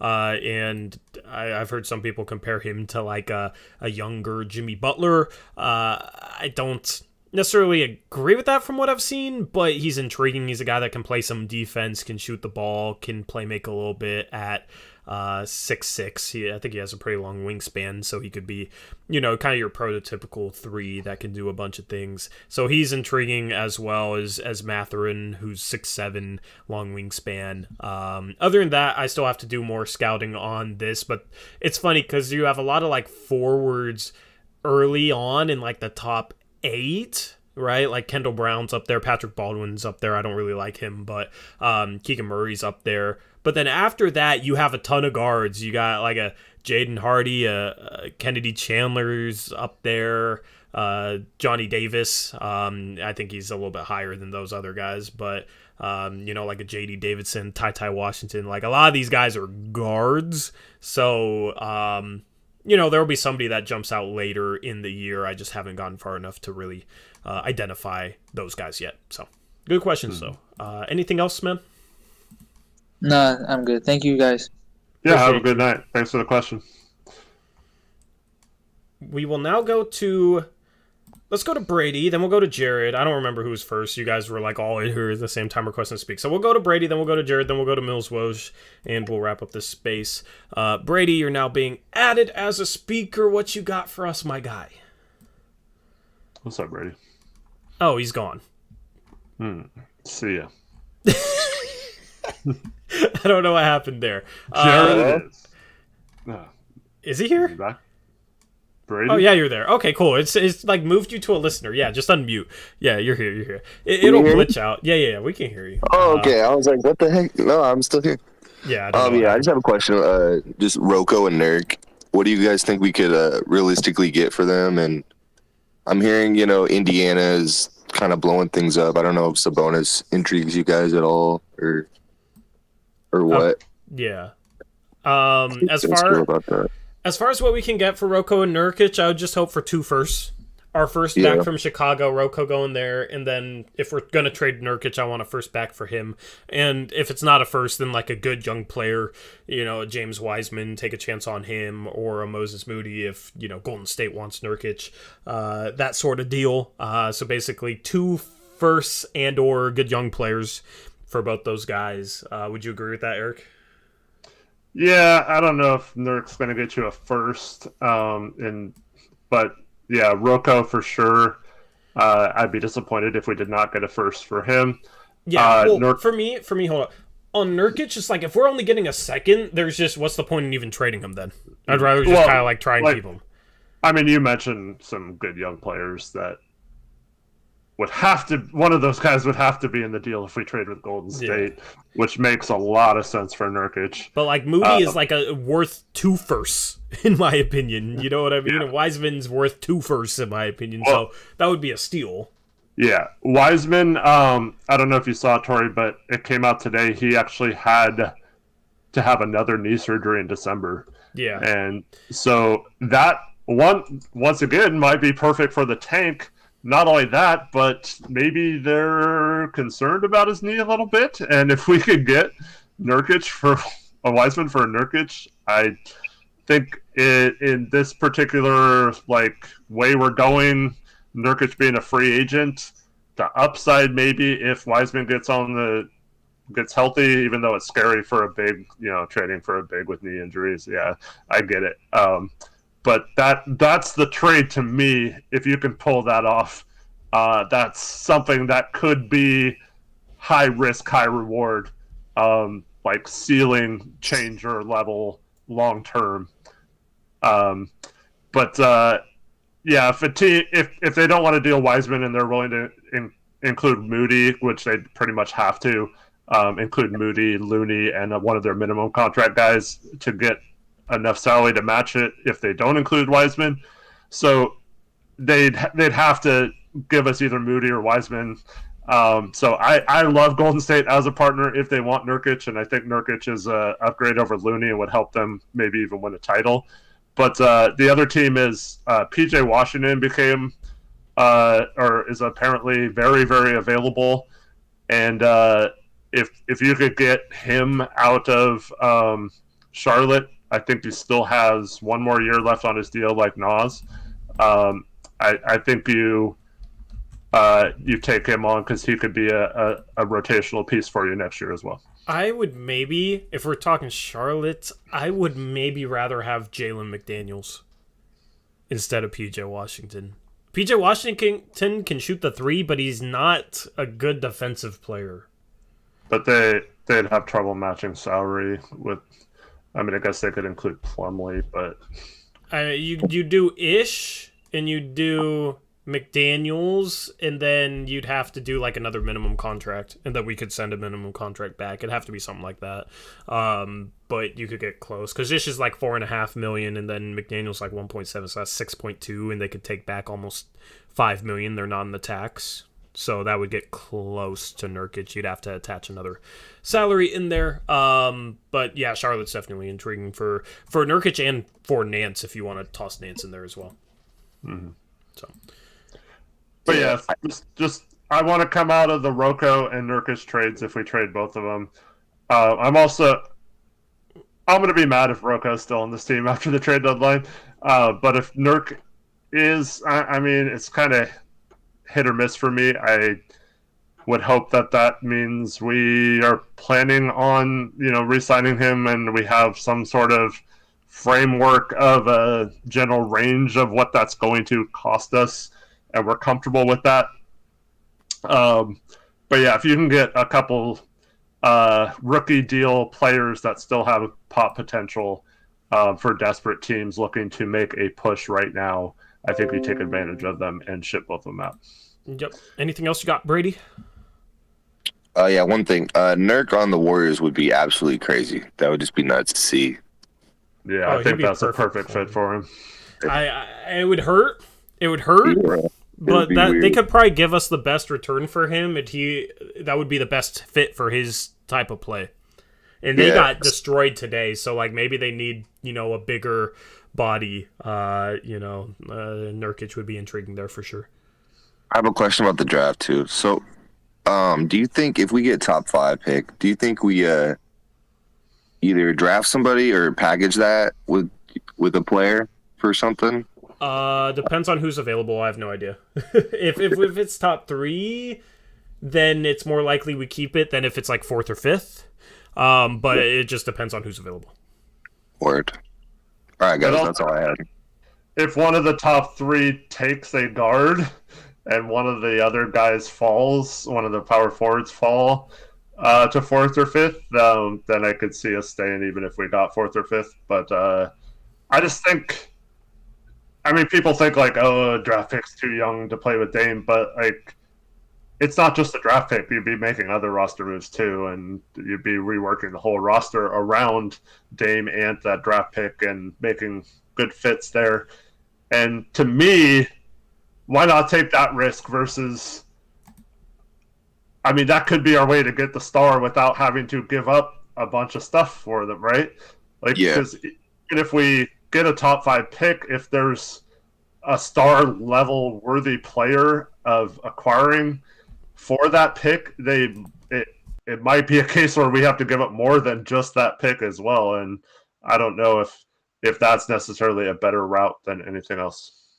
And if Dame gets healthy 100%, he probably still has like 4, dominant years left, I would say. So, yeah, and I'm pretty sure he sees what Chris Paul did last year as a 36-year-old point guard, taking a very, very young team outside of Jay Crowder to the finals and he's thinking that's 5 years away from me right now. Like, why can't I do something like that?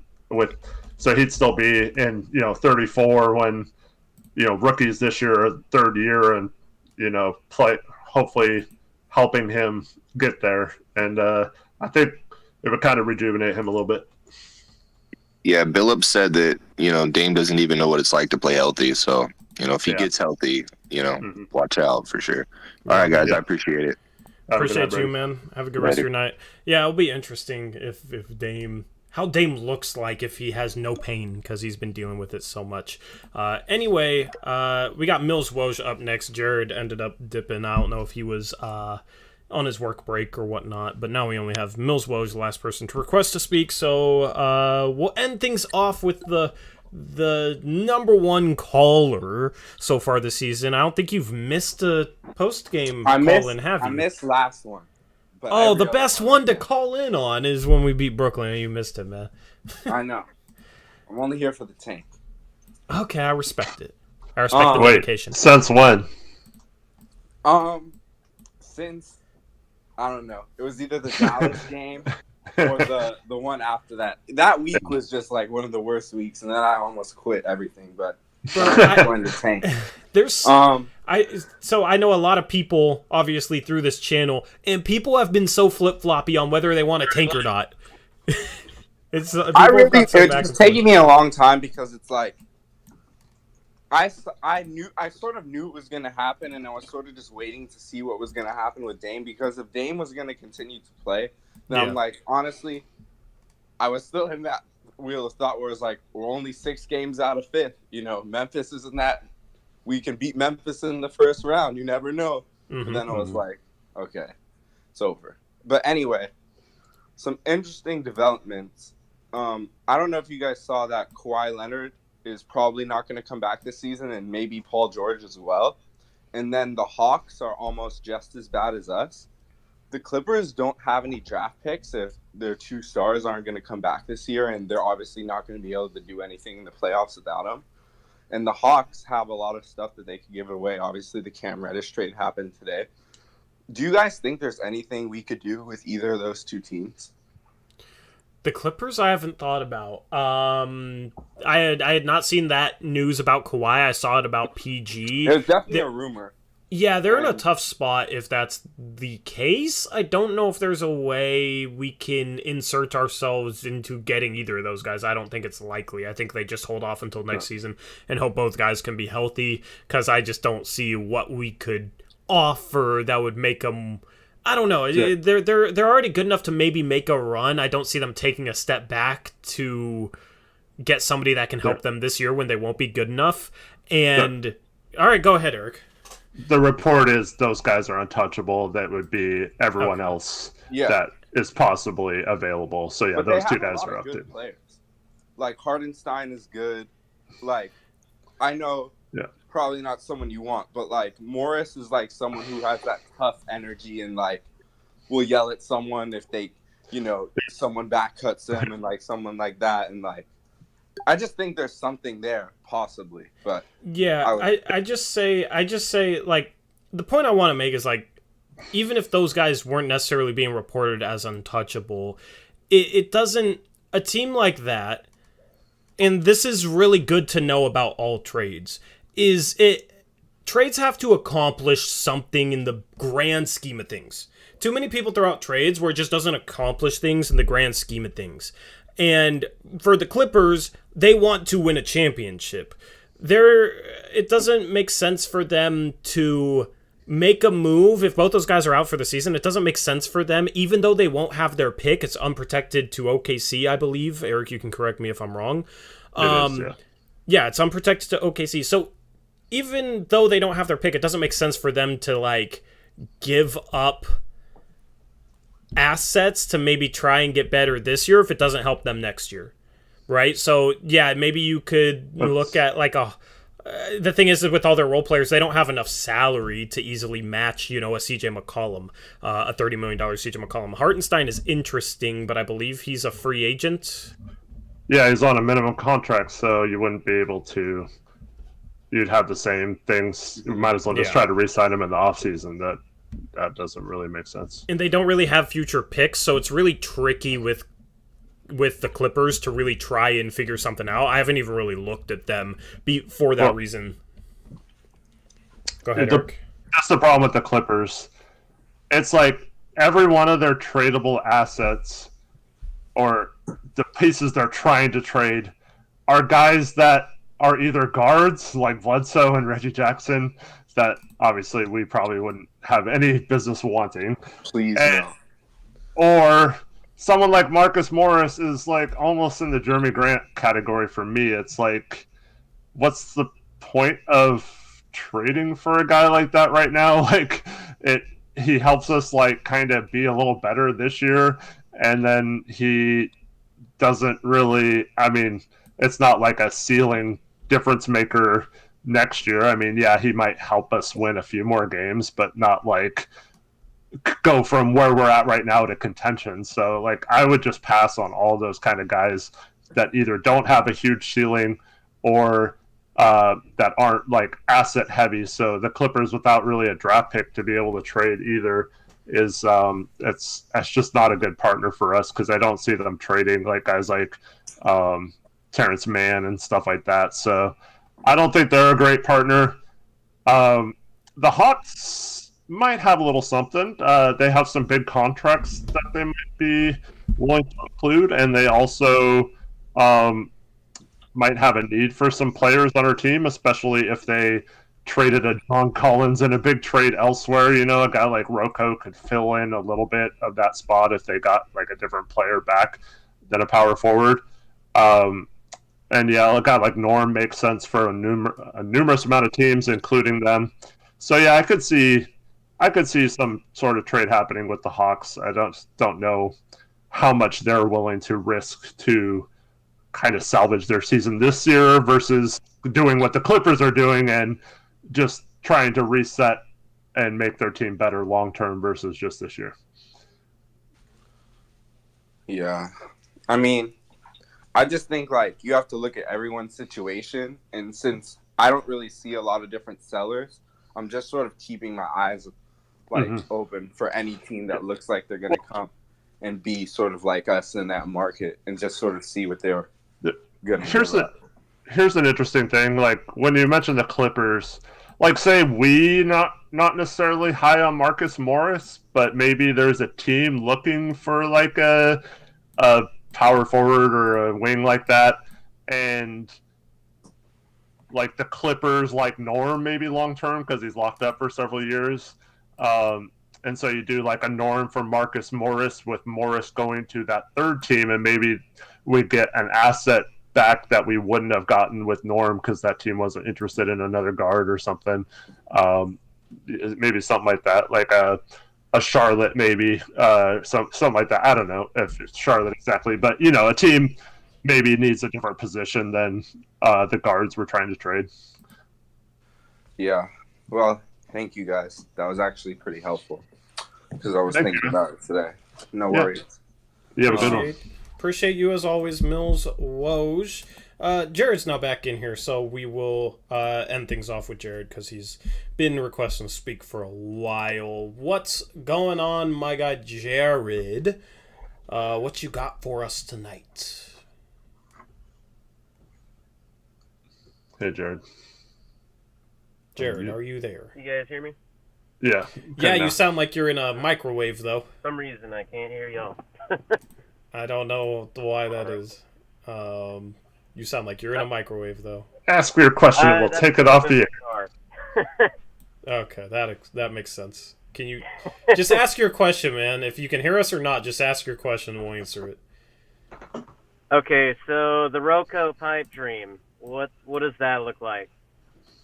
The Rocco pipe dream. It would be sending him to Chicago and getting our pick back.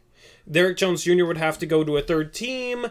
My pipe dream right now, maybe for Rocco, is to trade Rocco to Chicago. Chicago trades Derek Jones Jr. to Minnesota, We get our first back from Chicago. Derek Jones Jr. to Minnesota. We send Zeller and McLemore to Minnesota as well. Take back Malik Beasley, who's basically a $15 million expiring contract next year. He's been real bad this year, so I think they'd want to get off his contract. And maybe we can get Naz Reid back in the deal as a cheap, good, young backup center going into next year who can shoot a bit, who can protect the rim. That's kind of my pipe dream at the moment. The simplest thing is Rocco for our pick back and Derek Jones Jr. to a third team. That just sends us an expiring salary, but there might be ways to maybe extract a little bit more value out of a third team in that sort of trade template. So that's basically the template for a Rocco trade. Okay. Yeah. So I got. Well, let Eric answer. We'll hear from Eric. Yeah. I mean, I'm fully on board that. Completely agree with you. If we can get our pick back, I think that opens up a lot of future things that will be very good for us. And then we don't have to worry about whether we can include picks in trade or how we're going to get rid of that protection through 2028 and all that crap. So that's probably number one for me.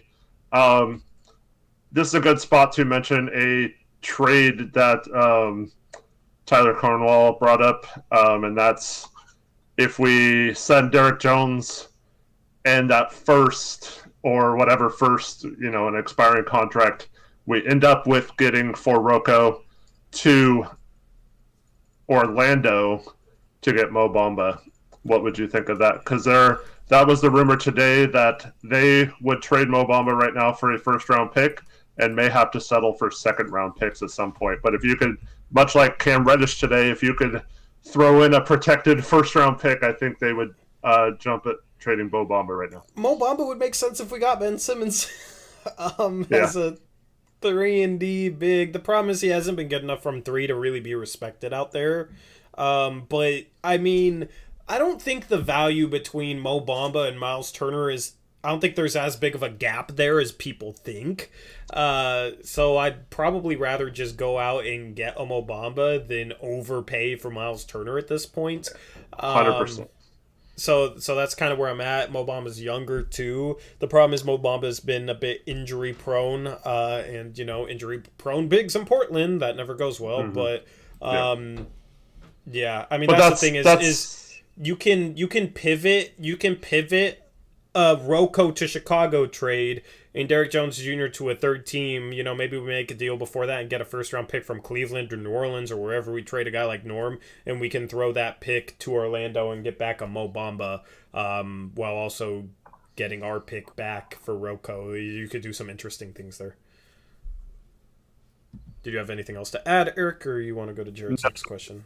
I really like the idea if we get a bunch of picks, throwing a Mo Bamba and kicking one of the worst ones to Orlando in that deal. It doesn't necessarily have to be in the Rocco deal, but one of the problems with a lot of these trades and trading Rocco and Nurkic and all these stuff is kind of just what to do long-term at center. And if you're talking about Naz Reid, that's, a good option, but is he really a starting center or more of a backup center? Whereas Mo Bamba might be a guy, if healthy, could maybe be your long-term starting center. Yeah, I'm not even sure that Naz Reid is worse than Mo Bamba, though. Yeah, I'm not saying he is or isn't. I just, I don't know. I think Mo Bamba is a little bigger. That helps. Yeah, he's definitely bigger, but, I mean, in terms of shot blocking, I don't know. It's interesting there. I would be down to have Mo Bamba as our starting center and Naz Reid as our backup center next year. You know what I mean? If we could accomplish both that, if Nurkic isn't going to stick around, say trade Nurkic for Moody in a different trade. I don't know. There's so many. That's the thing. That's why it's hard to predict this trade deadline this year. Is there's so many different random combinations that you could piece together for this team. That's why it's so difficult to talk about what's going to happen. But anyway, Jared, what was your other question? So you alluded to college stuff. Was that in as far as games to watch or actual content?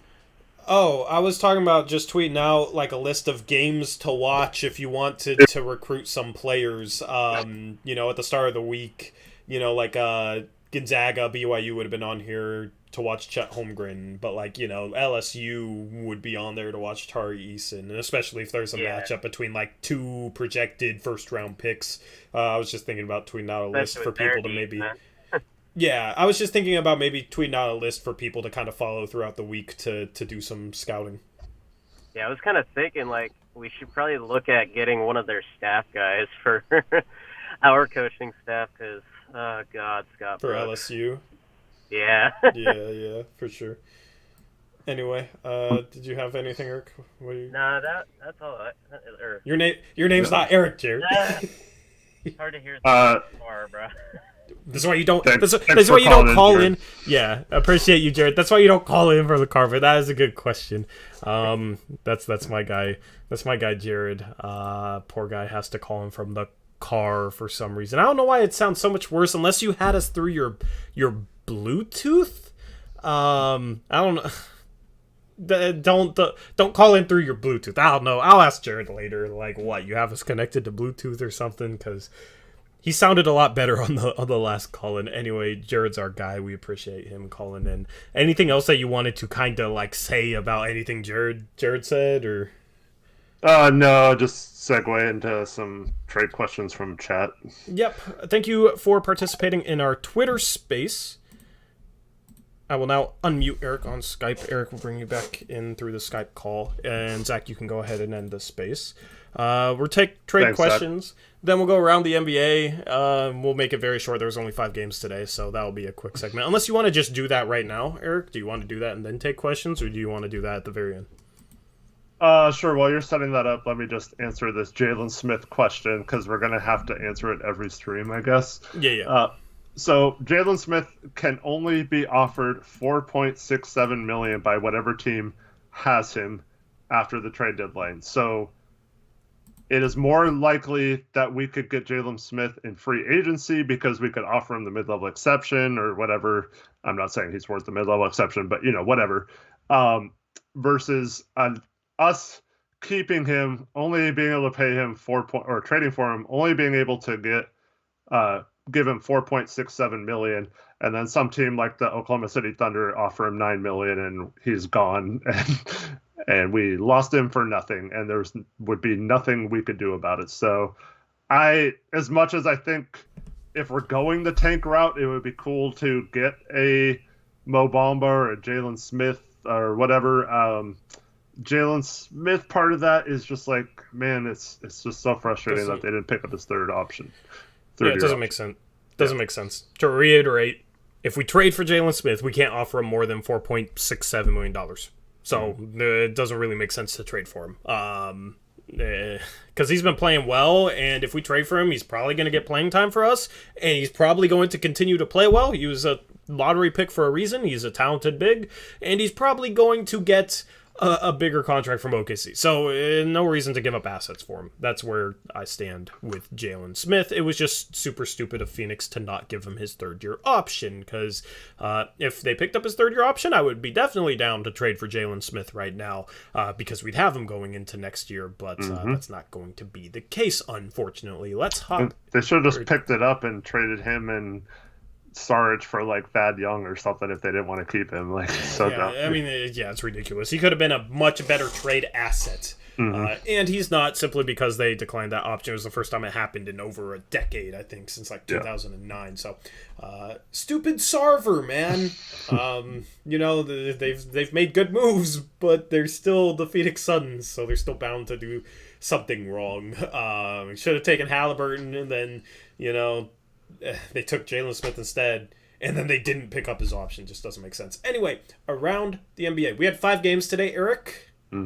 I wish I bet a parlay today because I went 5-0 in picks against the spread. There was a double down, so 2-0 for that game. I was 6-0 in picks against the spread. Jackson, 5-1, so I'm feeling pretty good. Yeah, you doing well. Jackson was 3-3, so I was 5 games back of the lead. Jackson's been in the league pretty much. He's been in the lead pretty much all season long. I cut his lead from 5 games to 2. So it's going to be interesting next Monday. I'm excited. Anyway, as far as the action goes, this Milwaukee Bucks Golden State Warriors game looks like a little bit of a blowout. It was a major blowout. Halftime score I don't know if you saw this, Eric. 77-38 was the halftime score. The Bucks just devouring. I saw the score. I didn't see the game, but yeah, I saw the score. Yeah, that was a shocking score. So, Warriors fans been talking about, wait till we have Clay back. Well, they have Clay back, and they're getting destroyed. Steph Curry has been having a bit of a down year this year. In 29 minutes, he only has 12 points. He's 4 for 11 from the field, 2 for 6 from 3, a minus 25 for Steph. Clay, 3 for 11 from the field, 2 for 7 from 3, 11 points. They don't have Draymond right now, which is definitely hurting them. But Golden State, all of a sudden, looks beatable. I don't know what happened, man, but this was a disaster from them. For the Bucks, they had 30 from Giannis, 23 from Middleton, 20 from Portis, 15 from Grayson Allen. Wesley Matthews still starting for them, 2 for 3 from the three-point line for the former Blazer. Game number 2, you had the Grizzlies. They got a scare from Minnesota, but they won their 11th straight game. They win 116-108 for the Grizzlies. 21 from Desmond Bane, 20 from Jaren Jackson Jr., John Morant, 16. John Concar off the bench, 15 points, 17 rebounds. Phenomenal stat line for him. Game number 3, you had the Pelicans beat the Clippers 113-89. This was good news, Eric. This score was good news because we want the Pelicans to trade for Norm or CJ. Yeah. So good news in the tank race. They were led by 24 from Ingram, 18 from Valanciunas for the Clippers, 15 off the bench from Terrence Mann. You got the Thunder beating the Nets 130-109. The Nets only had James Harden. They were missing a bunch of players for the Thunder. A good offensive night for them. They were Shai had a huge game for Shai. 33 points, 10 rebounds, 9 assists, almost a 30-point triple-double for SGA.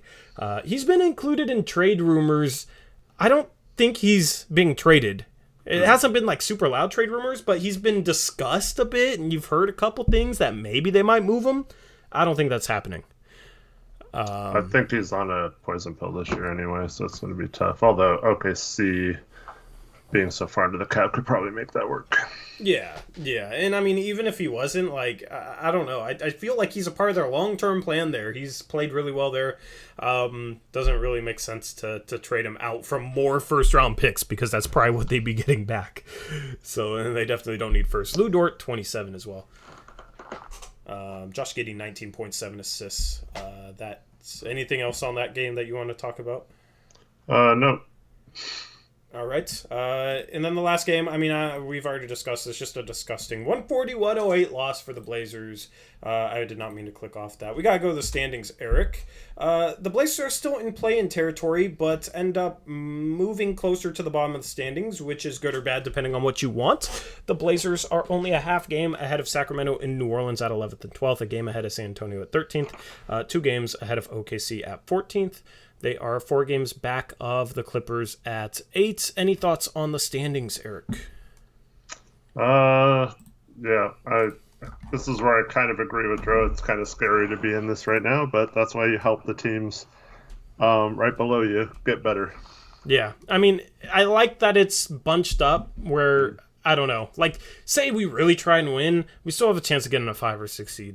Yeah. You know, I don't really want to try and go that route. I don't think it's even realistic that we win games, but at least, you know, a lot of other teams are struggling. So in the best case scenario in terms of winning, maybe we could still get a 5 or a 6 seed. But also, you know, we're only 2 games ahead of 14th. So if we lose, the best case scenario for losing, we could get really good lottery odds. And as I do with every slide, Eric, we're going to... Yeah, let's go. Yeah, let me... Come on, Blazers. We haven't had good luck the first 2 times we've done this. We haven't moved up in the lottery. So I'm going to simulate the lottery, and we're going to scroll up. I think we have the 9th best odds right now. So we're going to start at 14 as we normally do, unveil this like a real lottery. And for the second out of... We've done this 3 times, Eric. This is the second time that the 14th seed has... Or the 14th team has moved up into the top 4. I call shenanigans. Shenanigans, Eric calls. All right, so the Blazers should be 10th then. You do not want to see them 10th. It looks like the Blazers have moved up into the top 4 as well because you got Sacramento there. See, that in this case, I'd be feeling good if this was the case, because you have one team that has very low odds in the top 4 with us. So I'm feeling like a top 3 pick is coming. I don't know what other teams are moving up here. I don't really have the order memorized. Houston, it looks like we it's in the... We can't see. You're still in the standings. Am I? Yeah. Oh, I didn't pull it up. Okay, my bad. Whoops. Ruined. We finally had good luck in it, and it was ruined because I didn't unhide the Tankathon. So, Blazers top 4. Wow, and we got 4th, dude. We still got kind of screwed here. You got Houston 3rd, you got San Antonio 2nd, and completing worst to first, Eric, the Washington Wizards. Didn't they move up in the other one, too? Yeah. Yep. The 14th team moves up to first. 0.5% chance at the number 1 overall pick. If Portland ended up 4th and didn't trade their pick, and Banchero, Chet, and Jabari were off the board, Eric, what are you doing? What is the solution there? All right. Two scenarios in my head. One is if we traded Norm and CJ, and one is if they were both on the team still. Okay. Or one of the two is on the team still. Okay. In the second scenario, I'm attaching it probably if we got a bunch of picks and we could just, move up to 3 by giving up 4, or maybe there's some rumors that, one of the guards are going to be taken in the top 3, I'd probably stay and be happy with Banchero, Jabari, or Holmgren, whichever one fell to 4th. Mm-hmm. So yeah, I might wait till draft day to pull this off, but yeah, I might just attach 4 to one of those guards, whichever one we have left, and get the best possible player that way. But if we traded both Norm and CJ, I don't know if it's that bad to take one of the 2 guards. Especially, actually, what's Ivy's height and wingspan? 6'4", 6'10" wingspan. Yeah, so see, that's not bad. And I think Johnny Davis is more like 6'5", but maybe 6'8"-ish wingspan, if I'm not mistaken. Yeah, that sounds about right. So, if we only had Dame and Ant as our guards, we still need a good third guard for that rotation. So I would actually be comfortable taking either one of those guys at 4 and be fine with that. Yeah, I agree with that. I will be honest, I will be pissed if we take Johnny Davis over Jaden Ivey. I like Johnny Davis, but I love Jaden Ivey. I don't know. I don't know what I love about Jaden. I just love Jaden Ivey. And especially as a third guard, energy bench role. Ooh.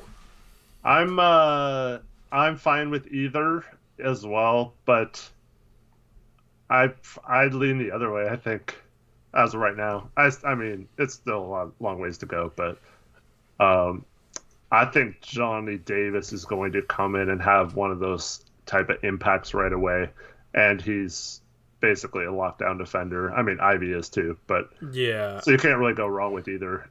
So yeah. Well, Ivy, Ivy for me, just physically, he's such an athletic freak that gives him a different level of upside.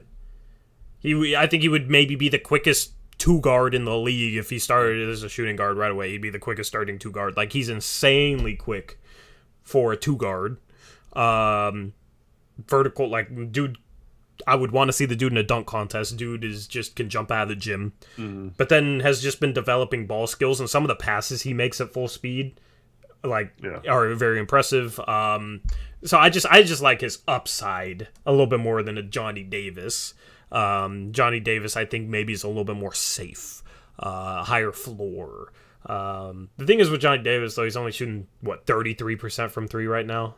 Yeah, it's a little misleading because he got off to a bad start and it's been much better lately. And he's money on catch and shoot. Yeah. Once he doesn't have a lot of spacing on that team, so true. True. But Johnny Davis, I think, he's catapulted himself. He only averaged 7 points per game off the bench last year for Wisconsin. Mm-hmm. Now he's averaging 22 points per game, so quite a sophomore leap for him. I am on board the Ivy train, and honestly, I would debate, if I was another team, I'd debate taking him over Chet. Yeah. And I'd debate taking him over Banchero. Yeah, that's what I think. There's going to be a surprise from one of those teams. It depends on who is up there, I guess. But I mean, Houston could probably use a long-term guard. I mean, they'd probably use a long-term power forward too, but I could see them getting their backcourt of the future with like Ivy and Jalen. Jalen's who they take last year, Jalen Smith. Who was their number 2 pick? Who are you last talking year? about? What team? Houston. Jalen Green. Jalen Too Green. many I don't know why I Jalens for said you to Smith. keep track of them. Oh yeah, Jalen Green and Jaden Ivey. That's a pretty good start to their rebuild if they have their backcourt of the future. Mm-hmm. So yeah, I could see it. I could see a team like that doing that. Yeah. I mean, a 4th pick, I'd be definitely happy. Could even trade down if there's somebody you really liked around 8 or 9 and probably get like at least another first.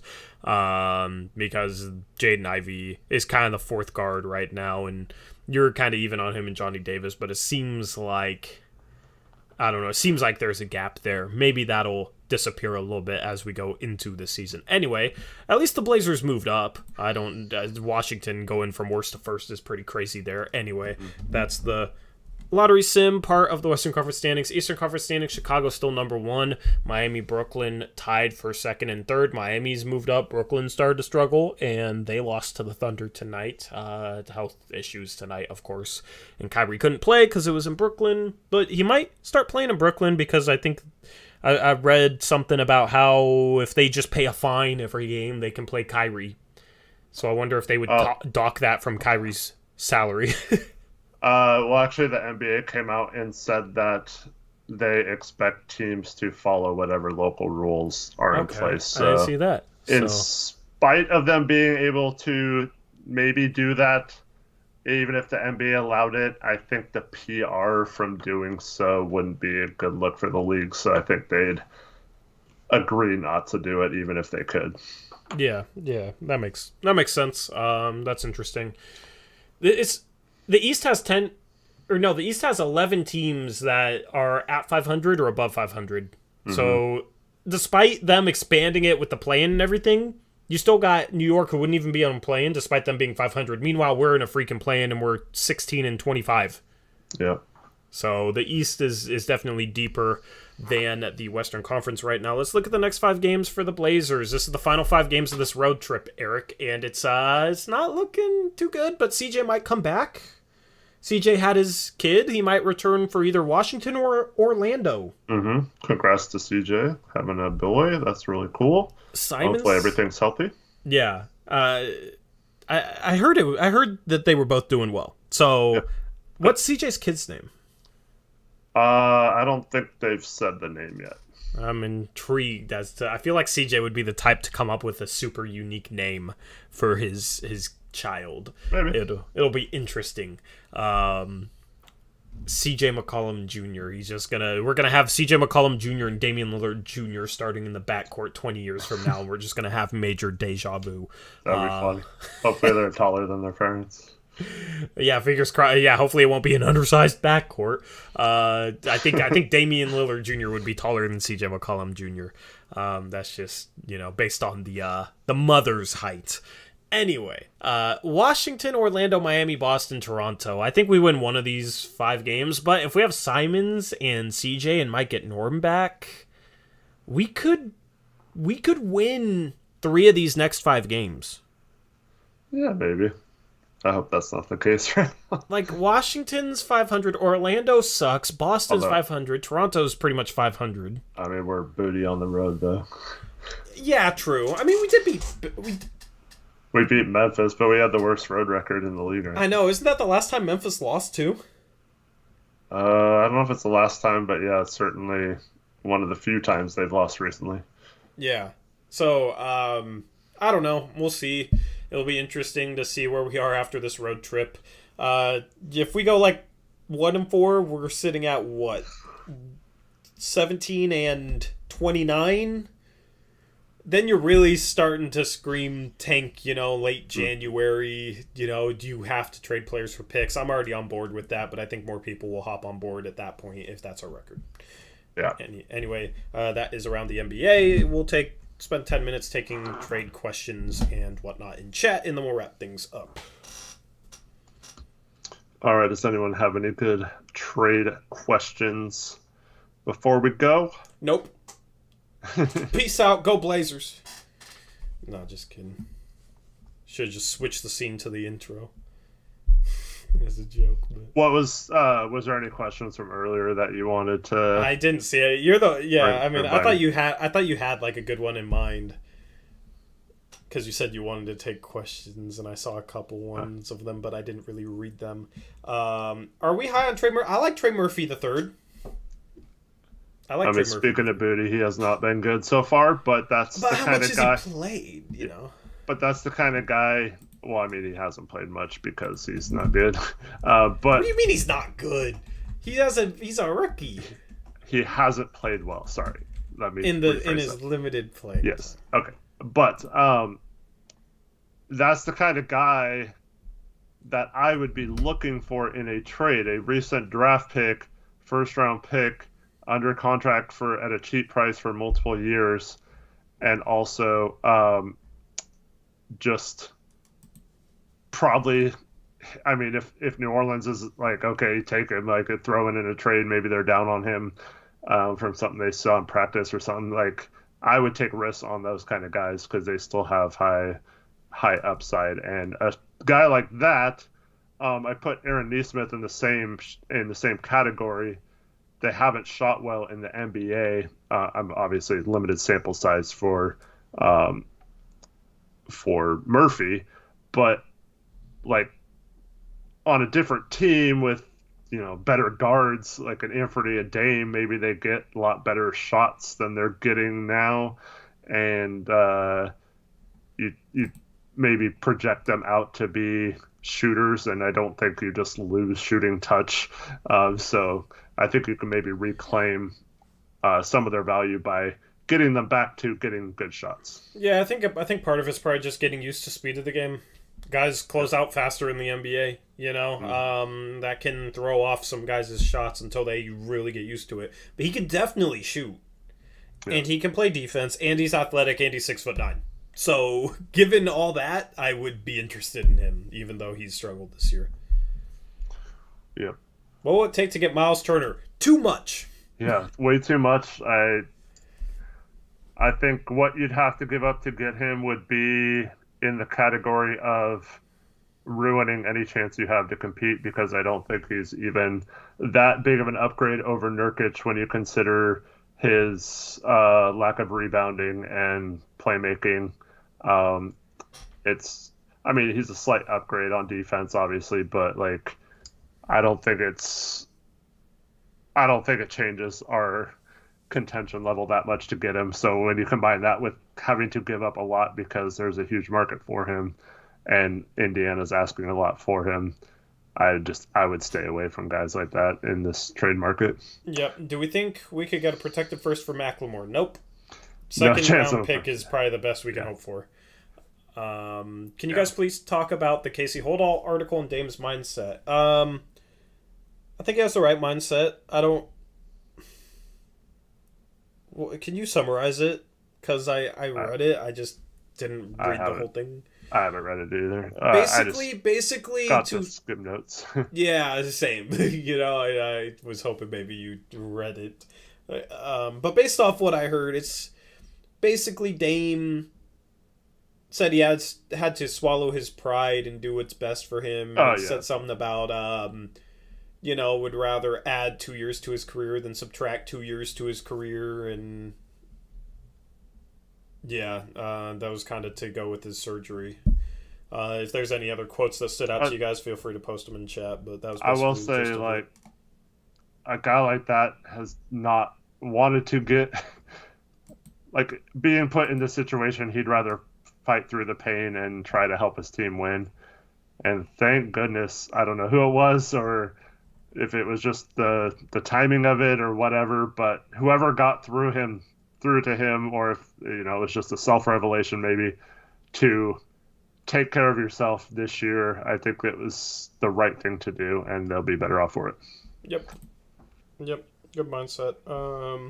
DeAndre Hunter got brought up. I feel like it'd take too much to get him. I don't know. If they're interested in Norm, I'd be interested in DeAndre Hunter for sure. Yeah. I mean, He's if been they want injured, to throw in DeAndre Hunter to a trade, I mean, that's a kind of wing defender we need. So I'm all for that, but I don't know if how high they are on him still, or if they're willing to include him in a trade. If he can get healthy, he'll be a really good player and has upside, like all-star upside. Yeah. In 2020, 2021, so last season, he only played 23 games, but he averaged 15 points per game. He shot 58% from 2 on 7 2-point attempts per game. Good mid-range shooter. Shot only 33% from 3 last year, but for his career, he's a 35.6% three-point shooter, so he's like a 3-and-D guy that can shoot off the dribble in the mid-range. Honestly, like, nobody in the league reminds me of Kawhi, but if there's a young player that reminds me of Kawhi, it would be DeAndre Hunter.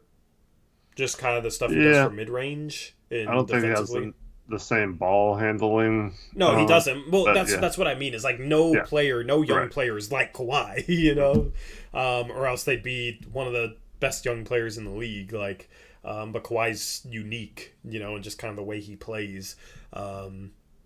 But like, he's the type of guy who has enough ball handling ability that should he improve it in the future, could maybe do some of the same things off the dribble. Maybe not quite to the level that Kawhi does, but to a level where maybe he could be an all-star player. The problem is he's just been hurt, and that's why he'd possibly be gettable. As I said, only 23 games last year. He's only played 12 games this year. He's out until... Do you know when he's supposed to come back? I don't think it's super long-term, but I don't remember off the top of my head. Yeah. And for the record, the report today was that basically everyone outside of Trey and Capella are reportedly available. Yep. Bogdanovich would be interesting, but I don't know. I don't really care for him.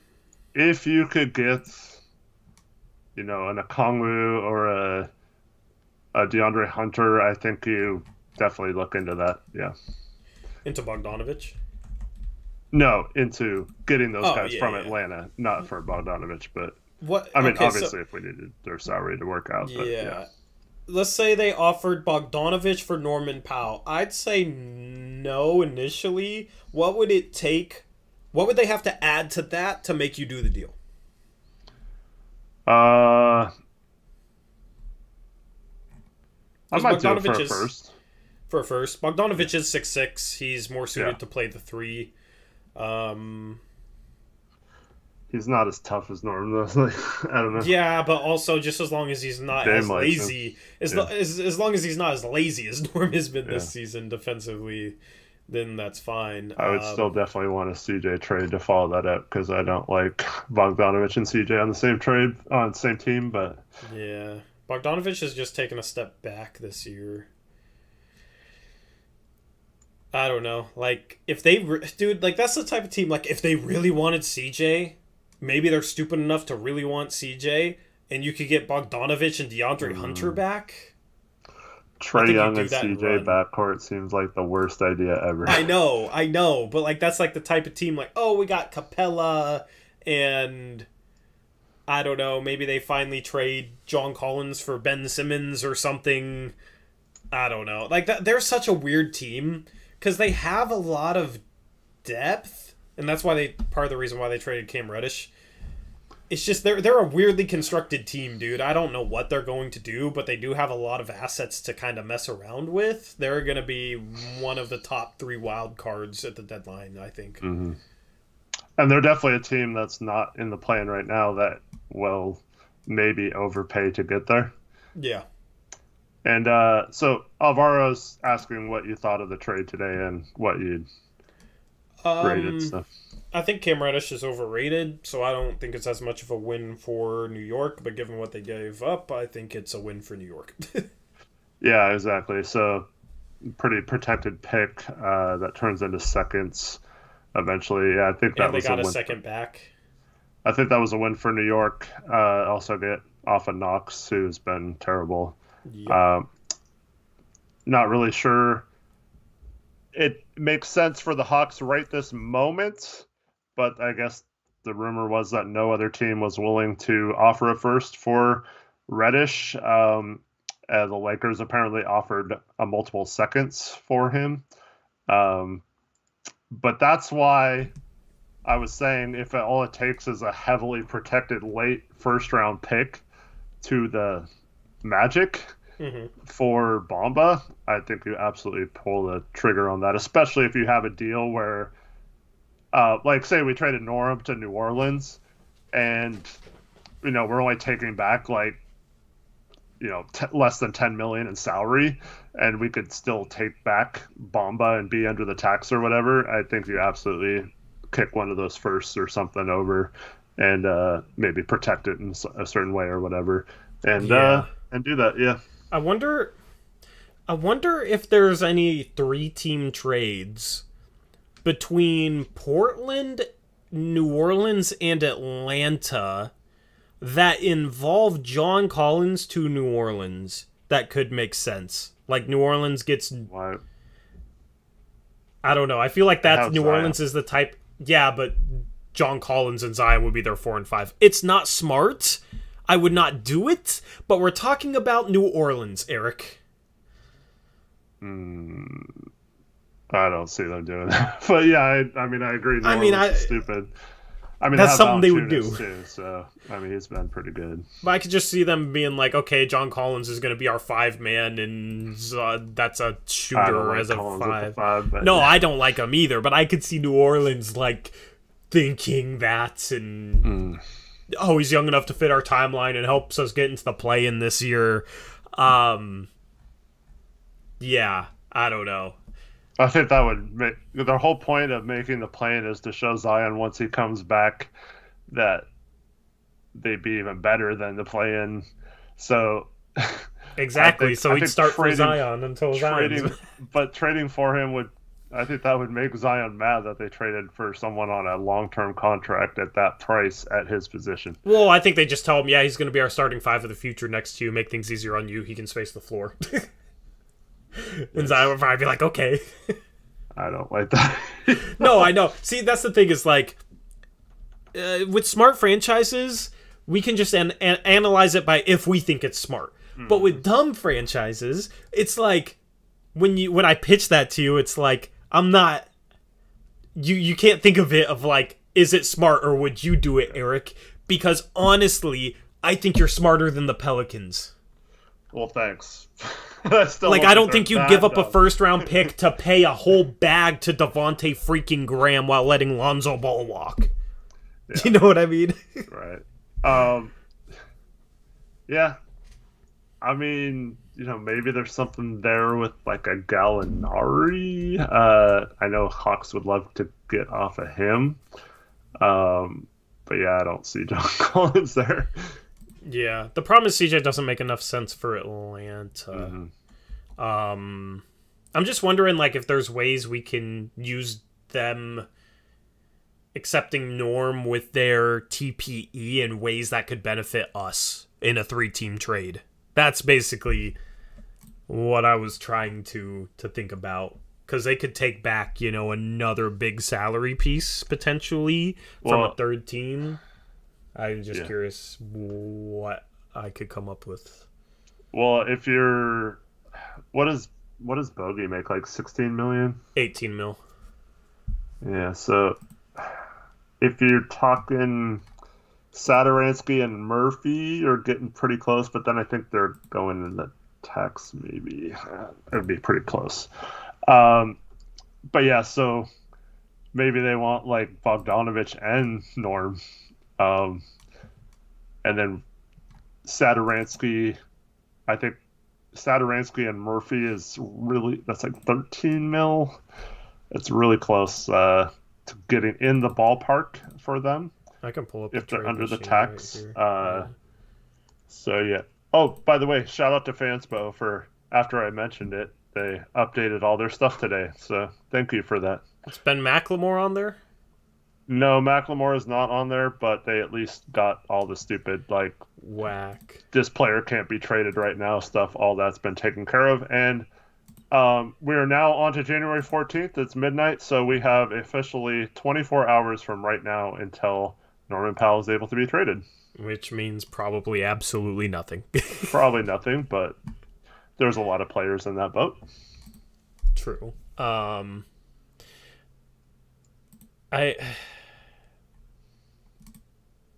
Yeah, I'm trying to. How would we get value from Atlanta? Or what value would go to Atlanta here, though? I don't know. That's really what I'm struggling with. Like, I'm almost thinking it needs to be a team that would want CJ. The third team, and kind of the way I'm thinking of it, would be a team that needs CJ and could flip an asset back to the Pelicans, potentially. That's why I like Cleveland. So, like, if you threw Cleveland in here, we could make it so that... Oh, no, probably not. I don't know what else they'd trade. I was going to say, New Orleans would probably be dumb enough to want Kevin Love. Yeah, let's not. Yeah. But, like, if we're trying to... Yeah, I don't know. I don't know if there's a Rubio situation. and Osman gets there for CJ. Yeah, Rubio and Osman. But I'm just thinking, like, if we gave CJ to a team that would give up, like, a good player that maybe we didn't want to New Orleans because they can absorb Powell. Ooh. Okay, yeah, you're speaking to me now. The problem is New Orleans doesn't have their own pick. I'm just trying to find a way to maximize value from New Orleans in a 3-team trade where we also trade out CJ. So, like, CJ... plenty of future picks, and we could get Cleveland's pick. Yeah.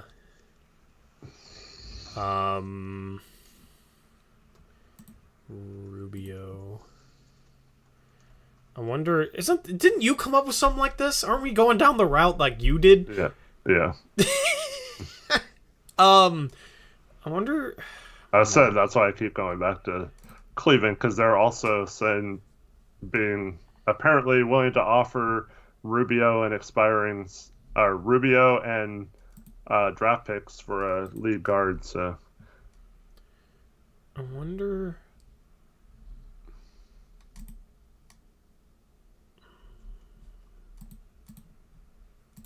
Only 4.2. Huh.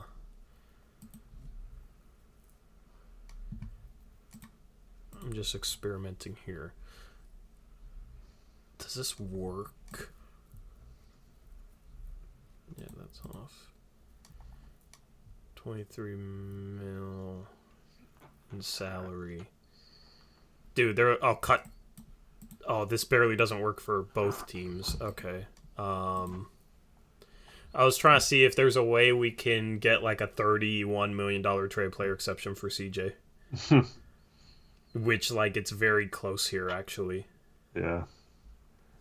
Like, if you did... But they're... can you scroll up real quick? Yeah. Just be mindful of the... Yeah, that puts both teams into the tax. I don't think either team would... have to do Penn goes to Portland, and then... Yeah, I don't... We could take back more. We could take back like up to 20 mil and still get the TPE. Yeah, I don't know. We're getting a little convoluted here. Yeah. This is the type of stuff, though, that I hope Cronin's doing, just trying to be super creative with the way he structures things to just manufacture value in a trade.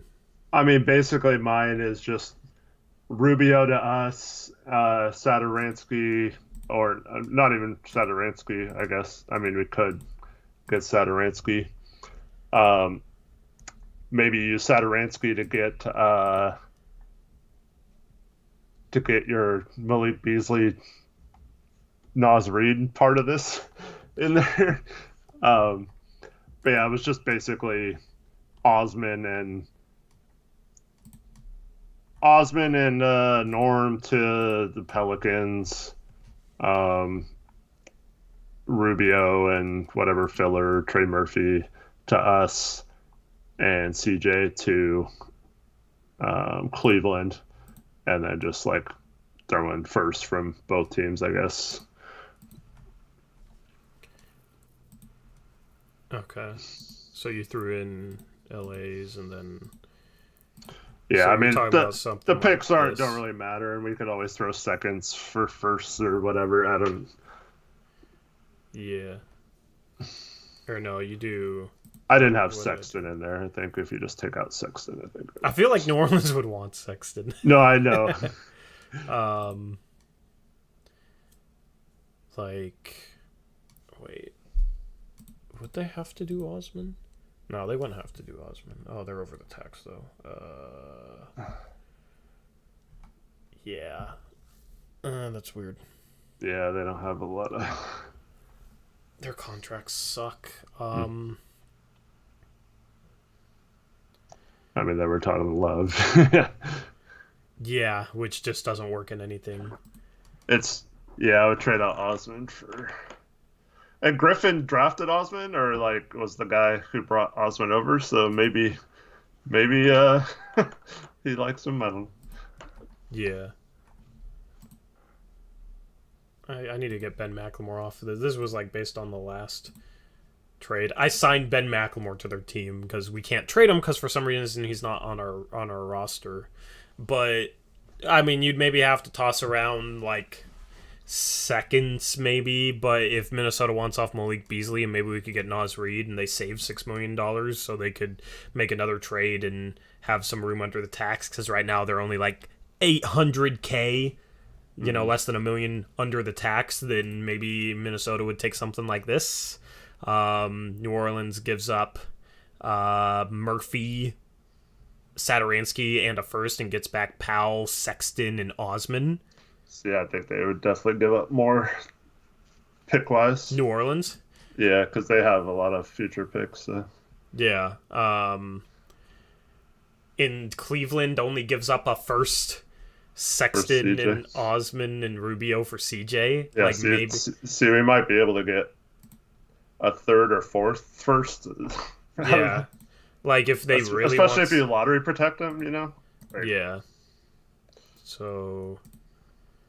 like lottery protected. So like max value, you could do something like this.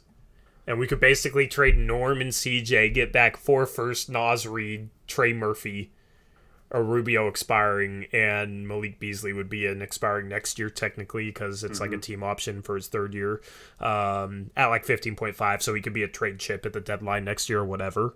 And we also save 9.3 million. Yeah. Like that would be idealistic. Because for every team this makes sense. The Pelicans trade 2 firsts, Satoransky and Trey Murphy, and get back Norm and Colin Sexton, which I don't like Colin Sexton. I probably wouldn't do this trade if I'm New Orleans, but given in New Orleans' state of mind, they would think this is a good trade, I think. I think they might do it without Sexton. I mean, I don't think they'd give up Trey Murphy and then 2 firsts. I mean, we for could Powell, and Osman. For Cleveland, they give up Osman, Sexton, Rubio, and 2 firsts. I feel like that might be a little bit steep, but if CJ McCollum truly has a market, then I could, like, best case scenario, I think you could get maybe something like that back for him. Yeah, you could always change their 2025 first to that Houston. Honestly, second I'd probably just rather do that, to be honest with you. Like, just trade this back to the Cavs, and then Houston's second round pick is going to be like 31, 32, 33, something like that. So, yeah. So we get, 3 firsts, a very early second, 1 good young player, 1 project young player. The good young player would be Naz Reid, the project would be Trey Murphy, and then a expiring trade chip next year, kind of in the $15 million range. Mm-hmm. And deduct the tax. And an almost $10 million trade exception. 9.4 million trade exception. Yeah. Well, that's the kind of thing I would do, yeah. Well, if CJ matches all of this, wouldn't it be 15.5 million? Oh, yeah. Because CJ's 30.8. It'd be really close, yeah. And we're taking back 37. But Naz Reid doesn't count, correct? I'm not 100% sure how his contract is. Because there was someone else that were Well, we talking have a about. Trent traded player exception that we could use on Naz Reid, right? Oh, yeah, that's just enough. So it would technically be about 35.3. 30.8 matches 35.3. So in this trade, we'd also get a $15.5 million trade player exception. Nice. Duck we the could tax with we room. could also maybe throw in a Snell or Zeller, or take your pick, Macklemore, to the Timberwolves. Yeah, sweeten the deal. See, like, that's the thing, is that's what Macklemore would be good for. I don't, like, we're not getting a first for him. We could trade him for a second or whatnot, but, like, as just, Cody Zeller, because they'd be trading out Naz Reid. They could use a backup center that has some experience. Macklemore isn't here. Let's just say Snell is Macklemore. Like, this could be interesting. You could also, like I said earlier, call Orlando and offer them one of those picks, or maybe even the high second for Bamba if they're willing to go down on their asking price, and you add Mo Bamba to that too, and still get several picks. Yeah. Yeah, if you did this, if you traded like a couple minimums to Minnesota, we'd actually get a $16.5 million TPE, because Norm matches Rubio. Naz Reid we cancel out with the Trent TPE. The two minimums would match Murphy, so basically it'd be CJ's salary minus Malik Beasley's salary. Couldn't we add Zeller and Snell too? What do you mean? Oh, well, Snell in this trade is like Macklemore. I'm just saying, like... No, I'm saying, like, isn't that another $3.4 million we could add to the trade exception? Well, if you trade out... Does it work like that? Like, if you traded out CJ in a minimum to match Beasley's?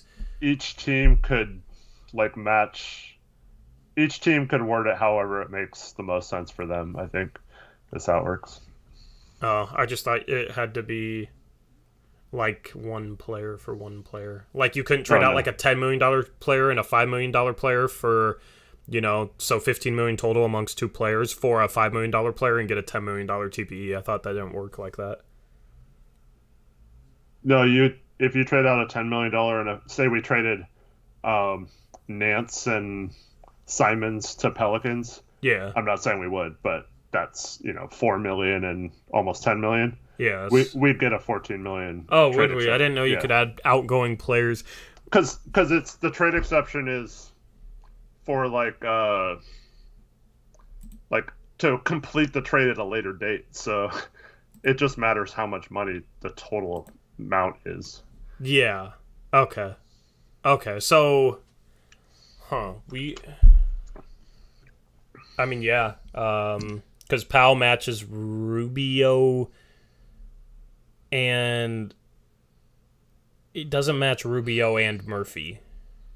Actually, he might. Because we'd be under the tax, so it would be... I think it would be... We could take back... No, it wouldn't work. Because it'd still be 125%. Yeah, never mind. But, Powell and one expiring could match Rubio, Reed gets canceled out, and Murphy. So if we attached another minimum, which would technically, for trade purposes, be 1.7, correct? Mm-hmm. Yeah. That would be $32.5 million minus 14.3. That would be an $18.2 million TPE. Yeah. So, yeah. That's what I was talking about, using New Orleans's TPE to absorb Powell to create value for us in a multi-team trade. Yeah. So, yeah, we'd get an $18.2 million TPE in this trade. Duck the tax we'd be $11 million under, so we could maybe add salary in another trade or whatnot. We'd have a $15 million trade chip next year. We'd add 3 firsts, get an early second. Yeah, That's like the type of stuff that the thing is like while this whole trade template might be unrealistic in itself, it's a situation where maybe you could add a different team that's kind of playing the same role in a trade that could still accomplish the same things for us. It's just a different team, right? So that's the thing, is when you're selling, you can kind of try and craft things and substitute different teams in depending on how bad they want certain players. Yeah. And this is why I predicted earlier that the Pelicans and Cavs, one of those two teams, would make a move for either Norm or CJ, because I believe both players fit exactly what they're needing right now. Yep. So we're Pelicans and Cavs fans over the next month. So didn't think I'd be saying that this year. Anyway, kind of forgot we were even streaming. I'm glad Grace, she says, or he, I don't know, says, I love this late night stream. Honestly, this is, me and Eric will have conversations like this, just talking trades like this. We did last night. We did last night. So, we're up till like 2 a.m. talking like this.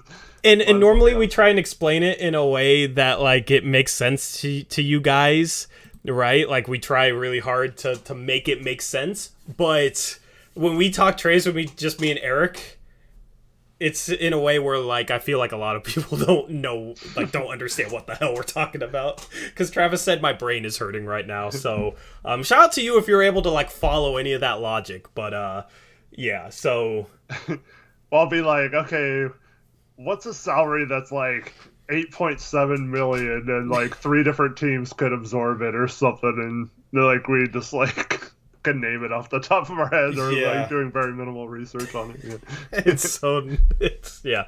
I mean, this is Cronin needs guys like this in his front office to be able to talk like this with Cronin. This is how I would assume, assistant GMs and a GM would talk about trades.